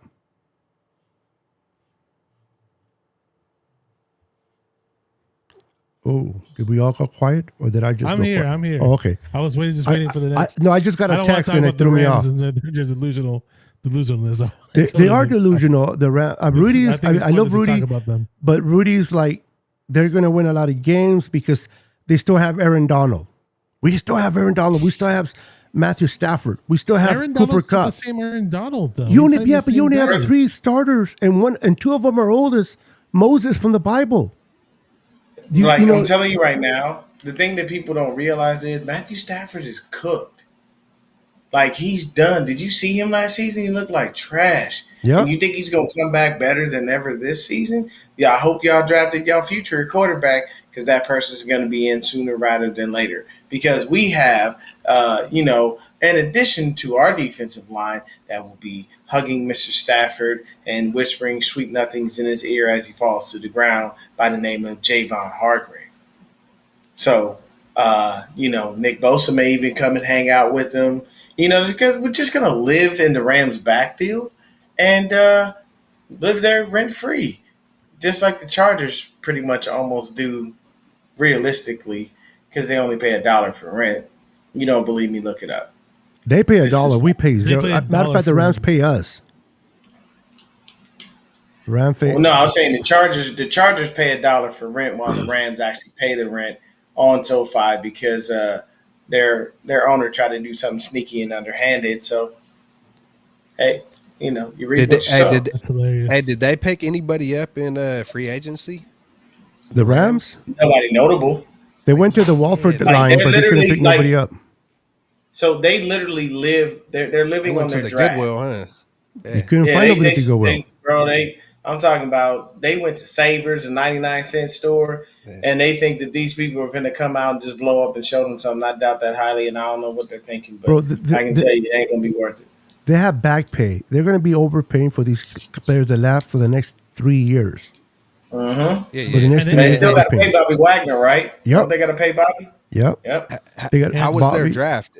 What was their And main Rudy's talking about draft? their draft. I'm looking at their draft right now. The only Yeah, I thing that need stands to- out to me from their draft is that they got Trevius Hodges Tomlinson in round 6, and he's a Okay. cornerback who I had my eye on, and round 6 is a good value. And they got that linebacker. They got they don't really have anybody that jumps out at me. I'm not even trying to hate. Their draft is not that impressive. No, to me. no, If he's yeah. He'll if he's take it as riding on the hate. draft- Yeah. If he's riding on the draft to win their division, I don't know what crack he's smoking. Hey, does he really believe it, or is he just trolling, Beto? Because you sound like No, you he know him believes better it. than. No, he Oh, believes man. it. He believes it. Well, Yeah. Hey, man. To each their own, man. It's okay to be but- optimistic about Yeah, your yeah. team and root for your team, but when you believe that it's going to happen, I believe I'm Yeah. going to lose 100 pounds by the time the show's over. But guess what? I'm still fat. Hey, And if I'm he's the riding on if I'm a Donald. Rams fan, if I'm a Rams fan, I'm looking at it like, this might be an 8-8 year. You know what I'm saying? It's like, it's, 8-8 feels it is lucky. what it is. It is what it is, man. It's yeah. They got what they have lucky for them is that let's be honest, the NFC is a weak division. I mean, the whole conference is weak right now. I mean, two of the best quarterbacks left. Aaron Rodgers went to the Jets, and Tom Brady retired. So Geno Smith, we'll see what he can do. Kyler Murray is playing video games for the first 6 months as he rehabs his injury. He won't be back. We're trying to figure out who's going to be our quarterback. And Matthew Stafford, as long as you can protect him, he'll be fine. That's just the problem. They're not going to be able to protect him because they have nobodies in the offensive line to protect him. And he's only one hit away. Now, this is not me saying that I want him to get hurt by any means. I don't like injuries, but it's being realistic. He is a hit away from missing most of the season. And who are they going to go with? Now he's talking about this kid they picked up from Georgia. I forgot his name. He's the next Stetson Bennett. he's the next Tom Brady I'm not tripping off of him. I'm like, he hasn't played ball. It's like, it's okay to be optimistic about your team. You want to be fired up. You want to be pumped. But all the draft picks, like Robert Beal, I'm excited to see what he can do. But I ain't lifting him up at all. So I don't know shit about him. What he did in college is one thing. What he does in football is a whole different thing. Once he starts showing it, that'll be great. I don't know about you guys, but I was fired up for Solomon Thomas coming out of Stanford because he was great. He wasn't so good for us. You know what I mean? So just because you take a player, it doesn't mean so. The Rams are going to be the Rams. They're going to win a few. The Cardinals are not going to win much. So now that we're on the topic, as we're getting closer to the end, let's do a little game. let's pick on the NFC. I'm gonna give my boy Dion the North. I'm gonna give Rich the South. You can have the East, Bash, and I'll take the West. And I want to let me know who's going to be 1, 2, 3, and 4 on those prospective divisions and why. We'll start with Rich in the South. You gotta. I want to immediately say Atlanta, man, just because of the fight that they did show last year. You would have to give me a second to really think about it, man. Who do we got out there? We got Atlanta. We got New Orleans. With Derek Tampa Carr Bay. now in New Orleans. You want me to come back to you? Yeah. I can come back to you. me, man. Dion, Yeah, are you good to go with the North? Ask me a question one more time. What were we talking about with the North? The North, the 4 teams. Who's going to make the playoffs? Who's going to win the division? Who's going to be second, third, and fourth, and why? In your opinion, That's a good one. So It is. I like it. here's the problem: the NFC North typically has always belonged to Green Bay, but the last couple of years, Aaron Rodgers fell off a cliff and forgot where he was. Maybe it's a little too much ayahuasca or whatever the hell he's doing. But honestly, it leaves the North wide open. I'm gonna give y'all a sleeper. I'm taking the Lions. ooh, I like it. The Good. Detroit And that's Lions. a good division, man. Yeah. Let me tell you something. It's going to be so this is the first year that Jordan Love's going to be starting. And it's not like they're out there like, Jordan Love is great. He's been doing this. He's been doing that. Like, when they transitioned from Favre to Rodgers, they were happy. They let us know. But this transition from Rodgers to Love, it ain't as smooth. Plus, you don't know what the receivers are going to be like. It's new. So you can't really necessarily give Green Bay the W. And then when you have Chicago, I like it, but I got to see what their defense is going to do. Because their defense is the reason that they lost a lot of games. The defense was super suspect last year. Minnesota, this is Kirk Cousins' last year there, people. Yes. Hey, what's going on, Chris? Last year. This is it. There's nothing else you can do. He literally is done in Minnesota. So, Kyle, your boot thing is going to be back on the market. You know what I'm saying? If you want to go and go out there Don't and listen love to him, him. Kyle. Don't listen to him. No cousins. But you know I hope that's we beat basically Cousins' what ass he's doing. in that matchup. You know, Kyle over there, he going, hey, look. You know, Kirk, you come on, baby, come on over here. Like either way, but if I had to get that division, a 1, 2, 3, and 4, honestly, I'm gonna take Detroit as my sleeper. The internet is Minnesota bad. would Don't be listen to him, second. Kyle. Yeah, Minnesota would be second. I'm gonna give Chicago third and Green Bay fourth. I like it. I like it. Definitely gonna be, And when that's I just literally how they're going to work. I don't think they're going to be able to have like a clear-cut winner. It may come down to like a divisional game, but the team that in that division that intrigues me the most is the Lions because of how well they're put together and how that coach has got them playing, man. Everybody called him crazy because, you know, he come in buff as shit looking like he's supposed to be a linebacker on the field still. And then, you know, he's talking about chewing off kneecaps and all kinds of other stuff. But it's I not like a Campbell. negative thing. He got his players to get out there on the field and give them everything that they've got. So however you motivate your players is however you do it. I'm not mad at it. But honestly, yeah, I'd have to say 1 Detroit, 2 Minnesota, 3 Green Bay, 3 Chicago, and 4 Green Bay. Green It's Bay. only because we don't really know what's going on. But fellas, I got to get up out of here, man. Got to get attention to the wife. Appreciate y'all. All right, Nothing but brother. love, Rich. Hit me up, All bro. right, my man. We'll get that show rolling. You know what I'm saying? Yes, sir. Peace. All right, brother. Good night. All right. So real quick before Bash goes with the East, we're gonna do the AFC as well. So you guys want to look at the AFC in the same division. So for the East for Bash on both NFC, AFC, South both for you, Rich, and then I'll do the the both West, and I'll do the North, AFC North, since Dion left. So go ahead, Bash, on the East for the NFC. What you got? Putting me on the spot. Got to throw up the AFC in here. It's okay. I can handle it. Oh, I I'll know. knock out the NFC East first, since I studied them really, really quick in this short amount of time. Philly's a team to beat in the NFC East. I think it's a no-brainer. I hate the team. I hate the fans. I hate the fans more than I hate the team, actually. Can't stand the coach. I hate the coach, too. He's a piece of shit. But excuse my French. But he just is. I'm sorry. I can't think of a nice way to describe the guy. I can't. If I did, I was lying. But hey, Philly's a team and to beat in that division. And Dallas should be the team that beats in that division, but I'll still stick with Dallas because I do not like that Daniel Jones guy. On a good day, I'll take Dallas's QB, Dak Prescott, over that phony imposter Daniel Jones on New York Giants that they gave a hell of money to.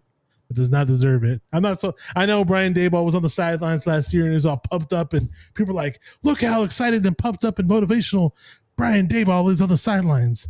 I know sometimes that rah-rah shit doesn't last. I'll be honest with you. It just, that rah-rah shit can only take you so far, in my opinion. And I'm not sold on the Giants. I'm just not. But I'll give them third place in that division. I'll say Dallas is still second. And the last team in that division, the Commanders. So that rounds out the NFC East. We're going to go to the AFC East, the American Football Club. Yeah, no, wait. We'll go after. Okay. Rich does the North. Does the NFC. We'll finish with the NFC first. Take it over layers. Yeah. So go ahead, Rich. You got the South of the NFC. Yeah, man. I think Carolina is going to surprise some people, man. I think this man, Bryce Young, is going to come straight out the gate, man. I wanted to say Atlanta. I wanted to. That was my first instinct. But, looking at it, I think Carolina's going to surprise some folks, man. With who they got, Frank Reach over there, if that's how you say, Reach. What? That's a good one. I like that. Frank Reach. Right, Reach. That's right. Yeah, Frank. But Reach is funny. Right. I like that. Frank Reach. You got Frank Reach up over there, but he was that guy who made the comeback for the Bills way back in the 90s, right? One of the best quarterback. He was one of the best comebacks. Jim Kelly was down. He came in. I just feel like he had his first go at it with Indiana. He did okay. I haven't really looked at all the stats and all that stuff, but I think Carolina's going to surprise some folks. And props to Carolina for Wilkes and CMC and all that good stuff. And, big props. Shout out to them. I think Atlanta is going to come out number 2. And then I got New Orleans. Man, I like the fit of Derek Carr, but I think it could take a year or 2, maybe 3 to see the best of what Derek Carr can do with New Orleans. I think it could be maybe year 2 and who knows what the best is. Maybe the best is just making the playoffs. Maybe that's even 8-8. I don't know. They still got a decent team, and it's easy to kind of look at Tampa Bay like without Tom Brady and Baker Mayfield, Kyle Trask. It's hard no matter how good their defense is, or regardless, it's hard to see Tampa Bay doing anything. So I got Carolina, Atlanta, New Orleans, Tampa Bay in that order. I love it. And for the NFC West, of course, I have the Niners first winning the West. You took the easy route. No, because I wanted you guys to have a chance with the other. I like it though. I like it. But definitely, if we had more people, would it have been even better? Because then I was kind of stay out of it and allow my host to do it. On that note, real quick. I don't know if you guys watch Good Morning Football with Kyle and forgot the rest of the people on there. Peter Schrager. Yeah. They always play like games and they do things. And I want to implement a lot of that into I want to do a live where a bunch of us are in there. We just play games, especially in the off season, right? Because there's only so much you can do is talk about you. It's like beating the same horse, man, over and over again. Brock Purdy, Trey Lance, Brock Purdy. You know what I mean? So, trying to change it up a little bit, do kind of like a game host and have fun and talk about football, but just have fun and enjoy and do a live like that. So if you guys are be interested in something like that, let me know. We can definitely do that. But going back to the West, the Niners are going to win the West. Just they're the better roster. They're the better team right now. See, I have Seattle right behind them. Whenever you have chewing cow Pete Carroll, always doing it. As long as his jaws are moving, he's always creating ways to win. And Geno Smith, I don't know if he's going to be the same Geno Smith that we saw in 2022, but I don't think he's going to fall off too bad. I think he's arguably going to do good things for Seattle. Seattle does draft very well, and they do develop the players very well. I do have to give credit where credit is due there. And then coming in third, I would have to give it to the Rams. I know the Rams lost a lot of players, but they do have Matthew Stafford, Aaron Donald. They do have Cooper Kupp. As long as Matthew Stafford doesn't get hurt, I see them being third. And Arizona, listen, Arizona, new coach. Things are in limbo. New general manager there. Kyle Murray's hurt. He's going to miss the first 3 months, or no, not 3 months, 3 to 6 games. I'm sorry, of the season to start off. They lost J.J. Watt, one of their best edge rushers. They lost a middle linebacker. They lost a safety. So they're going to wind up in 4th places. Niners, Seattle, Rams. Then we got the Cardinals at the end. So I'll start off so that you guys continue to look at I'll start off with, I'll go AFC. Now we're moving to the AFC, and I'm doing the North, and I'm doing the West. So I'll do the West at the end. I'll start with the North. The North, we got Baltimore, we got Cincinnati, we got Cleveland, and we got Pittsburgh Steelers. That fight between Cincinnati and Baltimore Ravens is going to be a good fight. Those two teams are top of the league right there. You got Lamar Jackson going against Joe Burrows. You got a good defense in Baltimore, but you got a good offense in Cincinnati. And then you can't overlook the Cleveland Browns. Deshaun Watson, how is he going to be after a complete offseason to work with his team? And the Steelers, they're dealing with a second-year quarterback there. So I'm going to say Cincinnati wins the division. I see Baltimore right behind Cincinnati. I see, between Pittsburgh and Cleveland Browns, only because the Cleveland Browns has Deshaun Watson, more veteran, seasoned quarterback. I'm going to give them the edge at 3 and put the Steelers at number 4. They have TJ Watt, but that's it, man. Who else? I mean, they have a good linebacker, but they're still building that team. That team's going to be good to be reckoned with in about a year or two. But for now, they'll be at the cellar. So it's Cincinnati, Baltimore, Browns, and Steelers. Vash, you have the East of the AFC. Who do you got, buddy? AFC East. So I'm a big fan of what the Buffalo Bills have in terms of talent. You know, their quarterback, Josh Allen, is one of my favorite quarterbacks to watch. I wish he was a 49er, but that's another thing. And I'll definitely take that team at the top of the division without a doubt. Have to. Now you got the Miami Dolphins in the mix, and they looked pretty good last year, points at times this season until we played them, right? The Patriots are still in there, Bill Belichick, but I'm gonna go with the Jets at number 2 spot. Robert Saleh's in there. They got a lot of strong defensive pieces. They brought in Aaron Rodgers, who I can't stand, by the way. But hey, you know, bringing in that seasoned veteran quarterback who's won a Super Bowl, who's a Hall of Famer. Now he's not the guy as good as he used to, you could say like that, but he's still pretty good. He's still better than what they had in the past. And you know, I'm not going to bet against them in that regard. And they got a lot of really good pieces on the Jets, so definitely give them the number 2 spot. I still like what McDaniel's doing with the Dolphins. I like, you know, they still have a lot of good pieces. They got a strong running game, but I don't know about this Tua guy. He looks like he gets hurt a lot, so it's kind of iffy for me. It's kind of a question mark. And he had some good points at times in the season last year. He was making some plays, but I'm rather going to stick with the Jets on number 2. And yeah, Patriots are last. It's just they were the dominant team. They were the dominant dynasty for so many years. And once they lost Tom Brady and lost some other pieces, hasn't been the So same. many And I don't know years. why Belichick has not hung it up by now. I don't know what he's trying to prove. He has nothing to prove, but he's still there. He must love the game that much to stick around. So there you go. Absolutely. Thank you, Bash. That's good. AFC South, senor. The dirty. The Dirty. dirty, I know it dirty ain't South. the West. I know Atlanta. I know good old Atlanta ain't in there, but hey man, I'm gonna start at the bottom. And I think Tennessee is gonna regress. I think Tennessee is gonna be at the bottom of that division. I think they're just Oh, interesting. Tannehill always keeps them afloat. Of course, they got King Henry, Derrick Henry over there.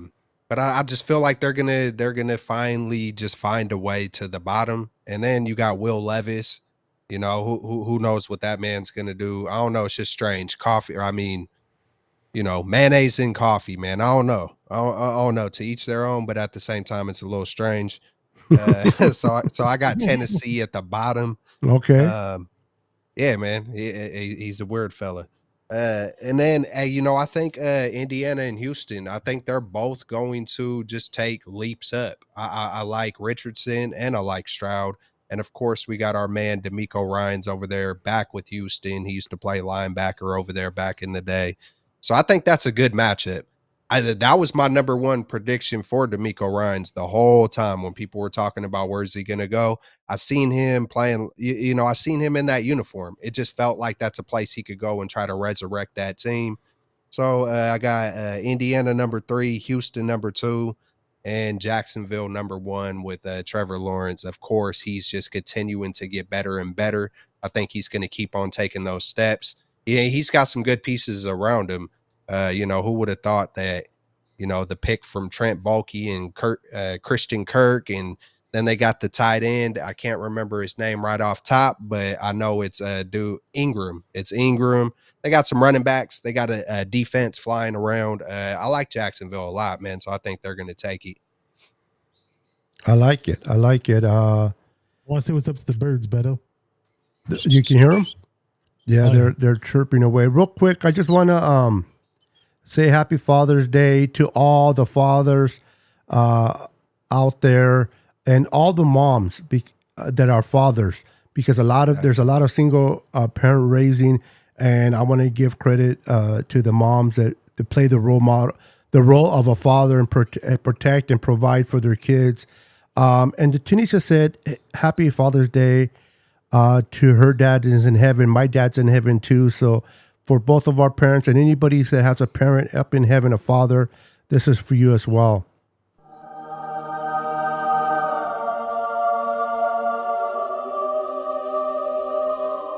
Just get a little love to heaven there. Appreciate all the fathers that are in heaven watching down on their children. You guys, none of us will be here without you guys. So thank you.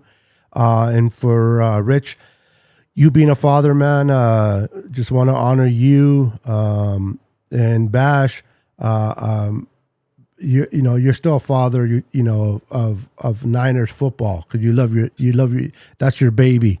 yeah. Well, I mean, I try to act like a father around my niece and nephew when There you whenever I have go. to babysit them There when you their parents go, are man. around. So Yes, And then sir. I'm part father and part grandpa. So, I get both. And now I do more grandpa duties now than obviously dad duties, but I put in my time there. So I just want to acknowledge everyone for that as well. So Bash, with that I said, thought you were gonna pump in the Maury Povich sound effect and say you are not the father. no, I wasn't prepared for that. I should have got it. That would have been a good one. I didn't have that sound bite at all. Let me put it back down here. Too lonely up there. So let's go. Thank you, Rich, for that of the South. Appreciate it, man. So that we're gonna finish it up with the West and the AFC. We got the Broncos, the Super Bowl defending champions, Kansas City Chiefs, who just got their rings yesterday. By the Let's way, ride. Trash team, but worthy of the ring. They earned it. They deserve to be champions. Then you got the Las Vegas Raiders, and then you got LA. Still hard for me to say LA, not San Diego. I know. Chargers. I don't think Russell Wilson is going to be as bad as he was last year. He got rid of it. They got rid of his office. I think he let his ego go too much to his head. He wanted his own office in the locker room. Bad image for the locker room. Like, I can imagine players like, who in the hell does this guy think he is? But they got rid of that. Sean Payton is there, coaching the Broncos. I think he'll be a little bit better there. And then you got the Chargers with you got Justin Herbert. I don't like their head coach, but I do love their run game. I can't think of the running back right off the bat for the Chargers, but he's a great running back. But I think with Justin Herbert being there, and then you have the Las Vegas Raiders with Jimmy G, who's hurt. Surprise, surprise, surprise. He's hurt once again. But that's not our problem this year. Our problem is who's going to be the quarterback for us. But for them, they're in the same boat. Who's going to be their quarterback? And I couldn't believe they let go of their best quarterback, Stenham, go to the Broncos. I don't know what the hell after again they played our defense last year, and they let him go. But I see, honestly, you can't not go against the Kansas City Chiefs. Andy Reeves, great Hall of Fame coach. You got Patrick Mahomes. You got Kelsey. You got a lot of players over there. They're the Super Bowl defending champions. So they're number one. I see the Chargers being number two, right behind Kansas City. And then I have the Broncos at number three because of Russell Wilson. And I have to put the Raiders at number four because there's so many questions. McDaniels, I don't know what he's doing over there. McDaniels is known to come to the AFC West and just shit the fan. He did it with the Broncos, and now he's doing it with the Raiders. Haven't this division learned to not bring Josh McDaniels to your division? He was the reason they drafted what's his name from the quarterback. I love him as a Christian, but terrible Derek quarterback. No, Mr. He used to get on his knees and pray. Remember during the game? Broncos. Oh, Tim Tebow. Tim Tebow. Tim Tebow, yeah. Josh McDaniel was the Tim Tebow draftee coach. So let's see what he does with it. So it's going to be the Chiefs. It's going to be the Chargers, the Broncos, and then the Raiders in that division. How much are you guys skilled out of 49ers?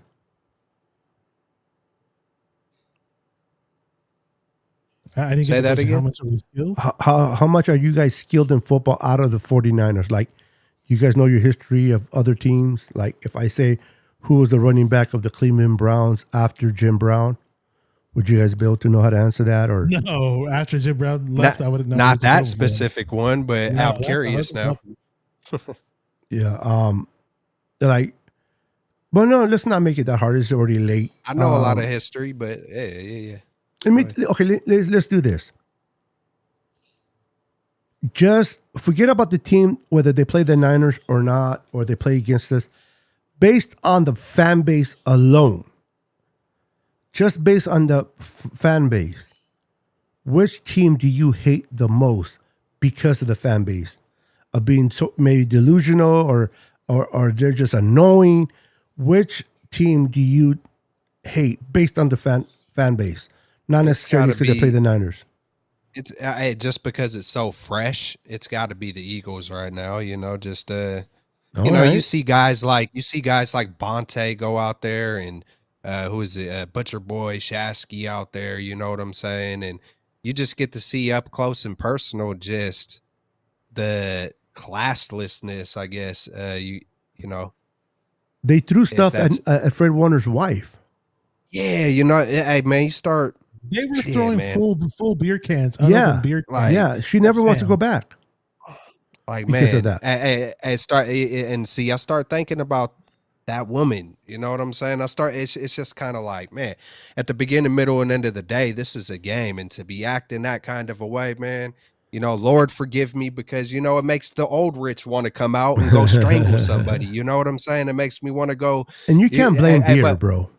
Hey, but what good is that? What good is me pushing off that same kind of anger, getting True, hyped true. up, Very good hyped point up there, right Rich. now? You know, I could get hyped up and start, you know what I'm saying, and really go in on it and start dropping all kind of, you know, bombs and like Doug Flutie or something like that, you know. But yeah, it's got to be the Eagles, man. Just that classlessness. That is, it's unfortunate that you see that, especially a lot of young people. You see a lot of young people, you know, whatever ages they, and grown people. You see every different kind of ages, and they're all acting the same way. And it's kind of sad, to be honest. You know, there's one thing to talk crap and have fun with it in a respectful way, but then when you start crossing line on throwing beer bottles or spitting on people and getting physical and doing that kind of stuff, there ain't never a time for any of that kind of stuff ever. So it's like, yeah, man, it's disgusting. Real talk. Yep, I hear you. What about you, Bash? Yeah, with me, it's just more the genesis of when I became a football fan. So junior high, you know, I saw all those punks walking around wearing those Raiders starter jackets, and just right off the bat, those kids annoyed me, man. And you know, and there are some people. There's a guy that I connected to who's almost like a brother to me. He's like a second or third cousin, and he's a Raider fan, but he's really respectable. And you know, we don't really get into it, but other Raider fans I grew up with or worked with in the past, and just growing up in the Bay Area, I don't deal with it now so much because I'm in Roseville. There are Raider fans in the area, but there's a whole lot more Niner fans out here. And even my last years of living in the Bay Area, I didn't really run across too many Raider fans because I was in the South Bay, and that's a 49er dominated market.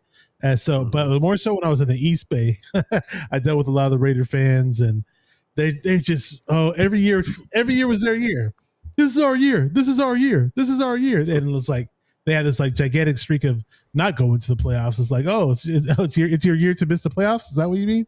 And then you know, it just Raider fans. I mean, I give them credit for their loyalty and all that, but a lot of them are really delusional. But I think the whole Las Vegas thing has softened their fan base, and a lot of diehard, hardcore Bay Area Raider fans silently left the Raiders, and they don't hear about it too much. I think some of them may have jumped on the Niners, but then again, they've been quiet about it too. But in general, those delusional shit talking Raider fans, yeah, they're the most annoying fan base that I dealt with, you know, from my own personal experience. Yeah, I just want to real quick. This comment here says, "What do you guys think about ESPN NFL's roster rankings, where they have the Niners at the 10th spot?"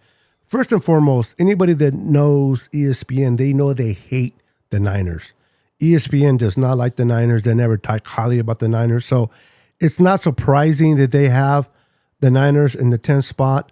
But that's ludicrous. And I'm not saying this because I'm a Niner fan. Just based on the roster and how they play, there's no way they're in the 10th spot. So you got to name the teams above them, right? The better teams above them. Who are the 9 better teams up there that are better than the Niners? So for ESPN, say, you know, they're full of caca. We got 2 Betos here. Okay, cool. Taka. Yeah. We got 2 Betos.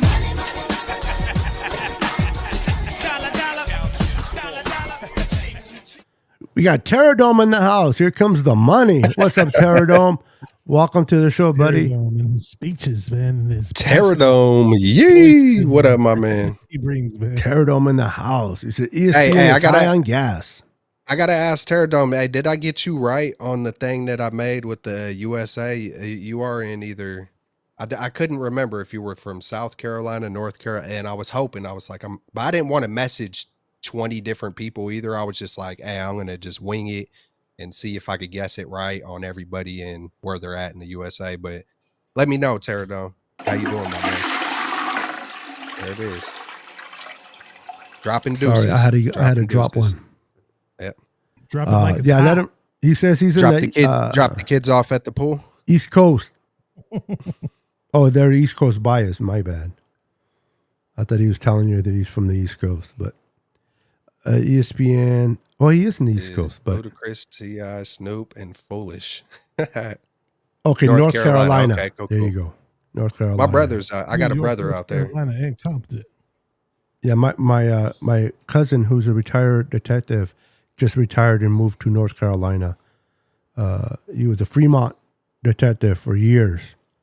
I used to love riding in his car, man, because he had a truck, fully tinted windows, the front, the back, everything, completely Hey, you gotta get it. tinted. But when he was still a cop, a detective, he because he did narcotics, and so he can ride a truck, look nice, and what the tint made it look nice. But because of the license plates, when the cops read the license plates, they didn't mess with him. I couldn't do that. I tried to get him to give me to put his name on my registration, but he wouldn't do it. Sucker.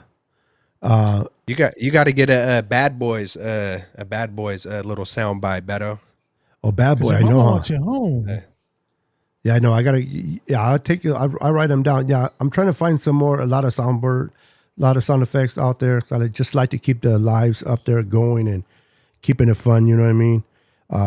Engaging with everyone in there. I like a lot of times I like to play this one here when I'm talking negative about a team. I'm like when I do my game predictions. I'll play that for the teams we're going to beat. We got to do that, guys. Not tonight, obviously, but we definitely got to come on here and do a game prediction. Go through the teams and have each of us go through the whole schedule and then mark it down. Save it, see how close we get. I know that it's harder to do it when training camp's not here yet, but that's just the fun of it, doing things in the off season. I don't know how you guys are pressed with time. If you guys are tired, I know that Bash seat is not really nice to him, and I don't want to keep him any longer than I have to. I said I was going to stick around till 11. To be honest with you, it's been 2 hours for me. So yeah, I know that. Wait a minute. It has been 2 hours. yeah. I thought we just hit the hour mark. Oh crap! No. Never mind. Yeah. I thought we hit the hour mark. It's all my fault. It's all No. my fault. Man, Hey, my bro, bad. I am Ain't glad my you fault. came in. I'm glad you came in, man. It's Ain't always my a pleasure to have you. I see you doing your thing, man. I love watching you guys, you and your crew, straight out of the Bay, get to meet each other, play football, and have fun. You guys look like you guys having a great time, man. That was fun. You're lucky I wasn't out there, because I would have covered all you guys Yeah. with a blanket. Yeah, man. Me and Jay in the Bay, man, we go back. He was one of the first dudes, man, that recognized me when I very first started. And it started out, us disagreeing on almost everything. But it turned into a friendship. And he That's caught cool. he caught a little clip of me playing basketball. And so we've been talking about hooping for a long time. And then I made the crew and I didn't know where everybody lived. I knew they were in the Bay, but ironically, man, we're all, within 15 minutes of each other. And I was like, holy crap. Besides, Oh wow! yeah, I didn't know it, like that, but I mean, the dream, he's a little bit further. It just, sometimes it comes together like that, man. Hey, I got out of church, one morning and something spoke to me. Hey, go hit up those specific guys. And ironically, they're neighbors, and so, hey, we played some hoop, me, my son, and them versus them two played it. Man, hey, we played some. I wish we would have got footage of that because we played 3 hard freaking games, man. We played a 3-game series and we were, hey, whether I look like it or not, man, we were all a lightweight out of shape in that moment, but it was cool, man. We got together. We might hit up training camp. When training camp comes rolling around, we might try to meet up. I know a lot of folks are going to be going up out there. So that might be cool. And then I don't want to say anything yet, but I am. And hey, I might be going to a lot of games this year, man. We're going to see. I hope it Who's plays going to out the that way. game? Oh, But right yeah, on. man, I might try to hit up a lot of games Hey, this if you year. go and to just- a and game, just- I'll see if I can. Same Hey, here. man, let's go. Or Let's maybe before go. the Tell season starts, we'll match up and hang out because Beto's kind of like an hour away from me, I think, and Yeah, you're about like an hour and 15 you're minutes. like 40. You're like almost an hour away from me. hey, Kelts, let's and, you know, catch we're a not too far. couple, man. We can Tailgate. set up at least a hangout, or at least if not a game. Yeah, we should all figure out a game and and tailgate and just enjoy the whole game. That'll be fun. Yeah, man. I'm gonna be out there with a gang of lumpia. You know what I'm saying? My wife. Oh, okay. man, Ooh, she- lumpias. Who's cooking your lumpias? hey, man, she could cook anything, but she's really been honing in on the lumpia, man. My wife's So, Filipino, bro, so I know the lumpias. Oh yeah. Yeah. My Is your wife wife. half Filipino or? Yeah, she's Hawaiian, Yeah, Hawaiian. man, yeah. Chinese, Filipino, Italian. You break it all down, and it's I know you live over basically Vallejo, so there's that influence. half Hawaiian, half white. Basically, you know what I'm saying? It's kind of we got the same. You see, I threw a little video up, man. I love that video, dude. I yeah. love that video. Yeah. That video's been rolling yeah. through my head, man. And I Man, don't know. I was she- really impressed at how she was doing that. I don't know. She I got can't do those rhythm. Thiz Hey. moves. I can't do those Thiz moves that she was doing, man. Hey, Get 'em down. oh, yeah, she got it, man. Hey, you can't wear pimping on a t-shirt. It's got to be in you, not on you. You know what I'm saying? And she definitely just by, she's a natural when it comes to the 707, man. It just is what it is. Hey, I appreciate y'all, and hey, I'll stay if it's gonna be, I'll go ahead, Beto. Go ahead. Every time I get this, man, Beto. Damn it, Beto. Beto's doing his levitating. He's levitating. He's levitating. Is that the camera? Is he actually? Is he actually dropping? What is happening here? He did this. He was messing with his chair the other night, and this was on Ryan's channel on Nowhere Sports, and that CarCast dude was on there, and he's like, "Is he levitating? Is he levitating?" Yeah, I was I don't know. laughing I don't know. I so didn't do it much, for dude. that, but he must have been watching my background, or he just happened his eyes on me, and I was standing up, and I decided to sit down. I guess he didn't see me when I sat down, and I started making the desk go down, and Bash gave me the replay today, and I seen it, and he's like, Ryan's talking. Ryan's a pro, right? Check this out. Ryan's talking about his grandfather. Out of nowhere, CarCast is like, what the is Beto levitating? He's like freaked out about it, right? And then Ryan's like, what are you talking about? He looks like he's levitating. And if, I forgot the name he mentioned. And then, CarCast. It was CarCast. no. The name he mentioned, I was levitating like he was like, Oh, he was referring Chris to a Angel? famous singer. No, he Was was that referring Chris to the Angel? singer Dua Lipa.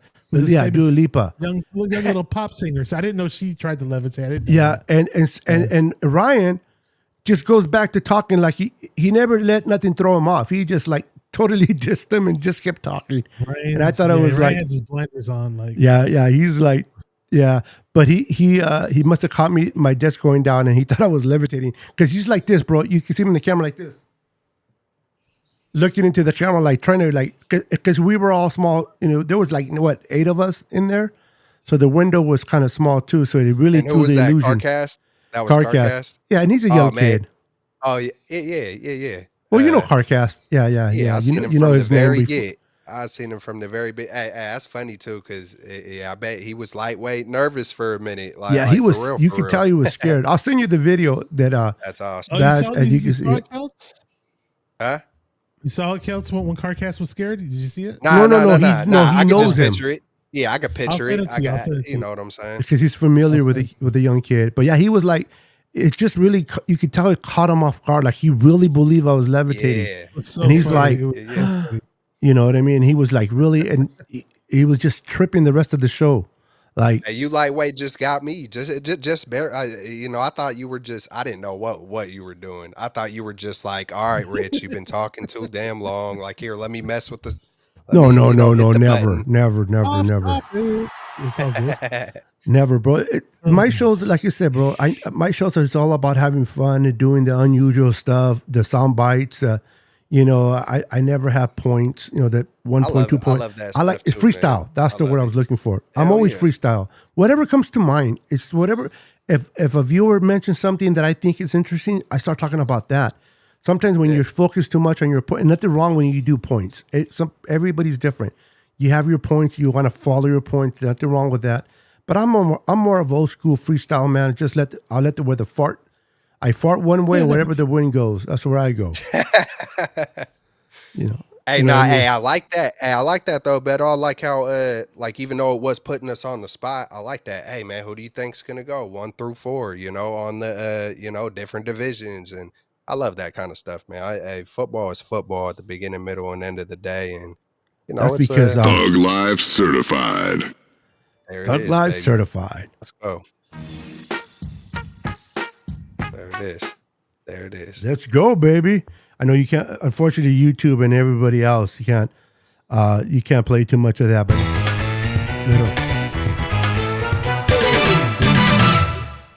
that's yep. Yeah, it's all about having fun, guys. It's all about enjoying ourselves. I know we went a little bit over the 11 mark.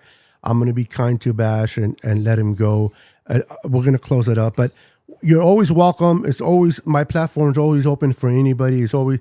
I'm thinking about doing more night shows because I know a lot of people go on 7, 6, but late at night, especially like on Fridays or Saturdays, a lot of people don't go. They don't go no later than 9 o'clock. They always go before 9 o'clock. So, if you guys are interested in joining my shows, I'll put it in the chat. You guys are always welcome to pop in, just like you did today, my friend Rich. You just popped in. I accommodated you and made you part of the party, man. That's how it is. You knock on somebody's door, you open the door, we're having a party. Come on in, enjoy the fun.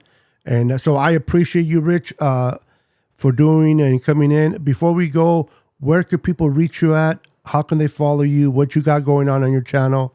We'll go with Bash and then we'll call it a night. Go ahead, Rich. Oh, go ahead. Rick. Oh yeah. Man, you could catch me at. No, I'm kidding.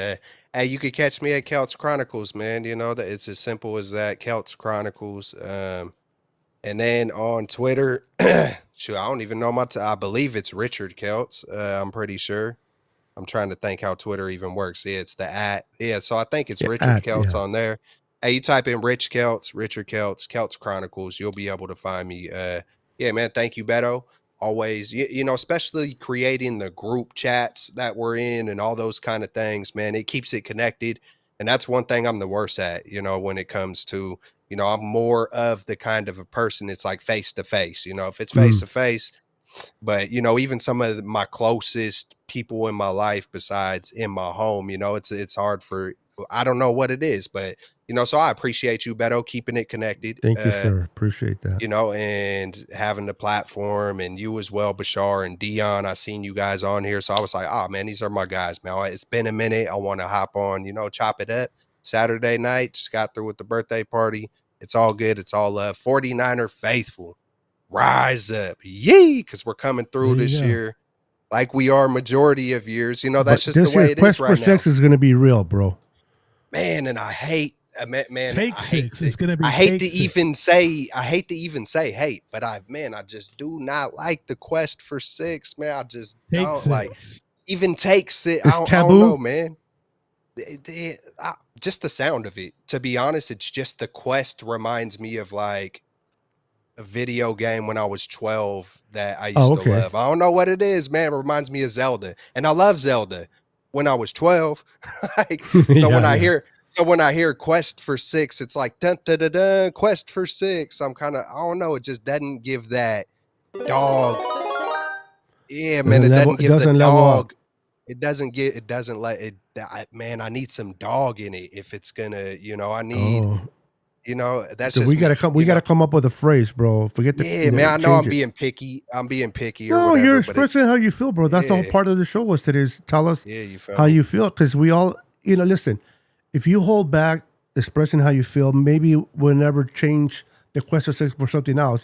People always got to be just let things out, man. Let it fall out. See where the seed goes. And sometimes it lands in good soil, sometimes it doesn't. But you got to spread the seeds, man. That's the only way you take opportunities to have something grow. So you share something. I may agree with you. I may not. We may agree with you or not. But at least it's said. I heard a couple of good ones. Luke Luna back in the day, he said in the mix for 6. I was like, hey, I like that a lot. Hey, I at least like that a little bit better. You know what I'm saying? And don't shit the bed, go after 6. No, just kidding. Yeah, hey, whatever it is, just I don't know, the quest for 6. Yeah, there's something. It hasn't worked. It has not. You know, we've been talking about Quest for 6 for what? Since I don't know when it started, but I think it's done. I think it's done. We got Terror Dome. Just dominate. Just dominate. Come on. Dominate. Yes, All sir. right. We're gonna let Bash say we can get a hold of him, and then we'll call it a night. And we definitely got to do this again, man. And I appreciate everybody that's tuning in. I mean, there's still quite a few guys in here, and it's already 11:10 on a Saturday night. Bash, where can they find you, and what you got going on your channel? Easy to find me. I'm the only 49er minded on YouTube. I'm the only 49er minded on Instagram. Yep. I'm the only 49er minded on Twitter. So just really, really easy to find me. 49, the number 49, ERMINDED. That's it. And if you don't know me, just if you have questions about the show or try to hit me up, Twitter's the best way to get at me, or Instagram. And there's a Facebook group too. So there you go. Yeah, I started thinking about Mike Jones there for a minute. Like back then, they didn't know me. Yes, I'm not going to quote Jones. this. I'm not going to quote this correctly, but Pete from Fanatic podcast says, "Tell a friend." How does it say? Have a friend. Subscribe. Tell a friend so that tell we a can friend become to tell a friends. friend. Yeah, So that we tell a become friend to Tell a friends. friend. Yeah. I got to give him credit. I love that. But that's his saying. Great thing. All right, guys. Thank you guys for tuning in. Thank you guys for hanging out on the Line of Sickness podcast on a Saturday night. Appreciate each and every one of you. All the viewers, you guys are amazing. I swear this dog knows when I'm about to end the show because she gets up and starts stretching every time. Yeah. Anyway, all right, guys. Have a wonderful night. God bless. And remember, Jesus loves each and every one of you. Peace. 10, 9, 8, 7, 6, 5, 4, 3, 2, 1, 0.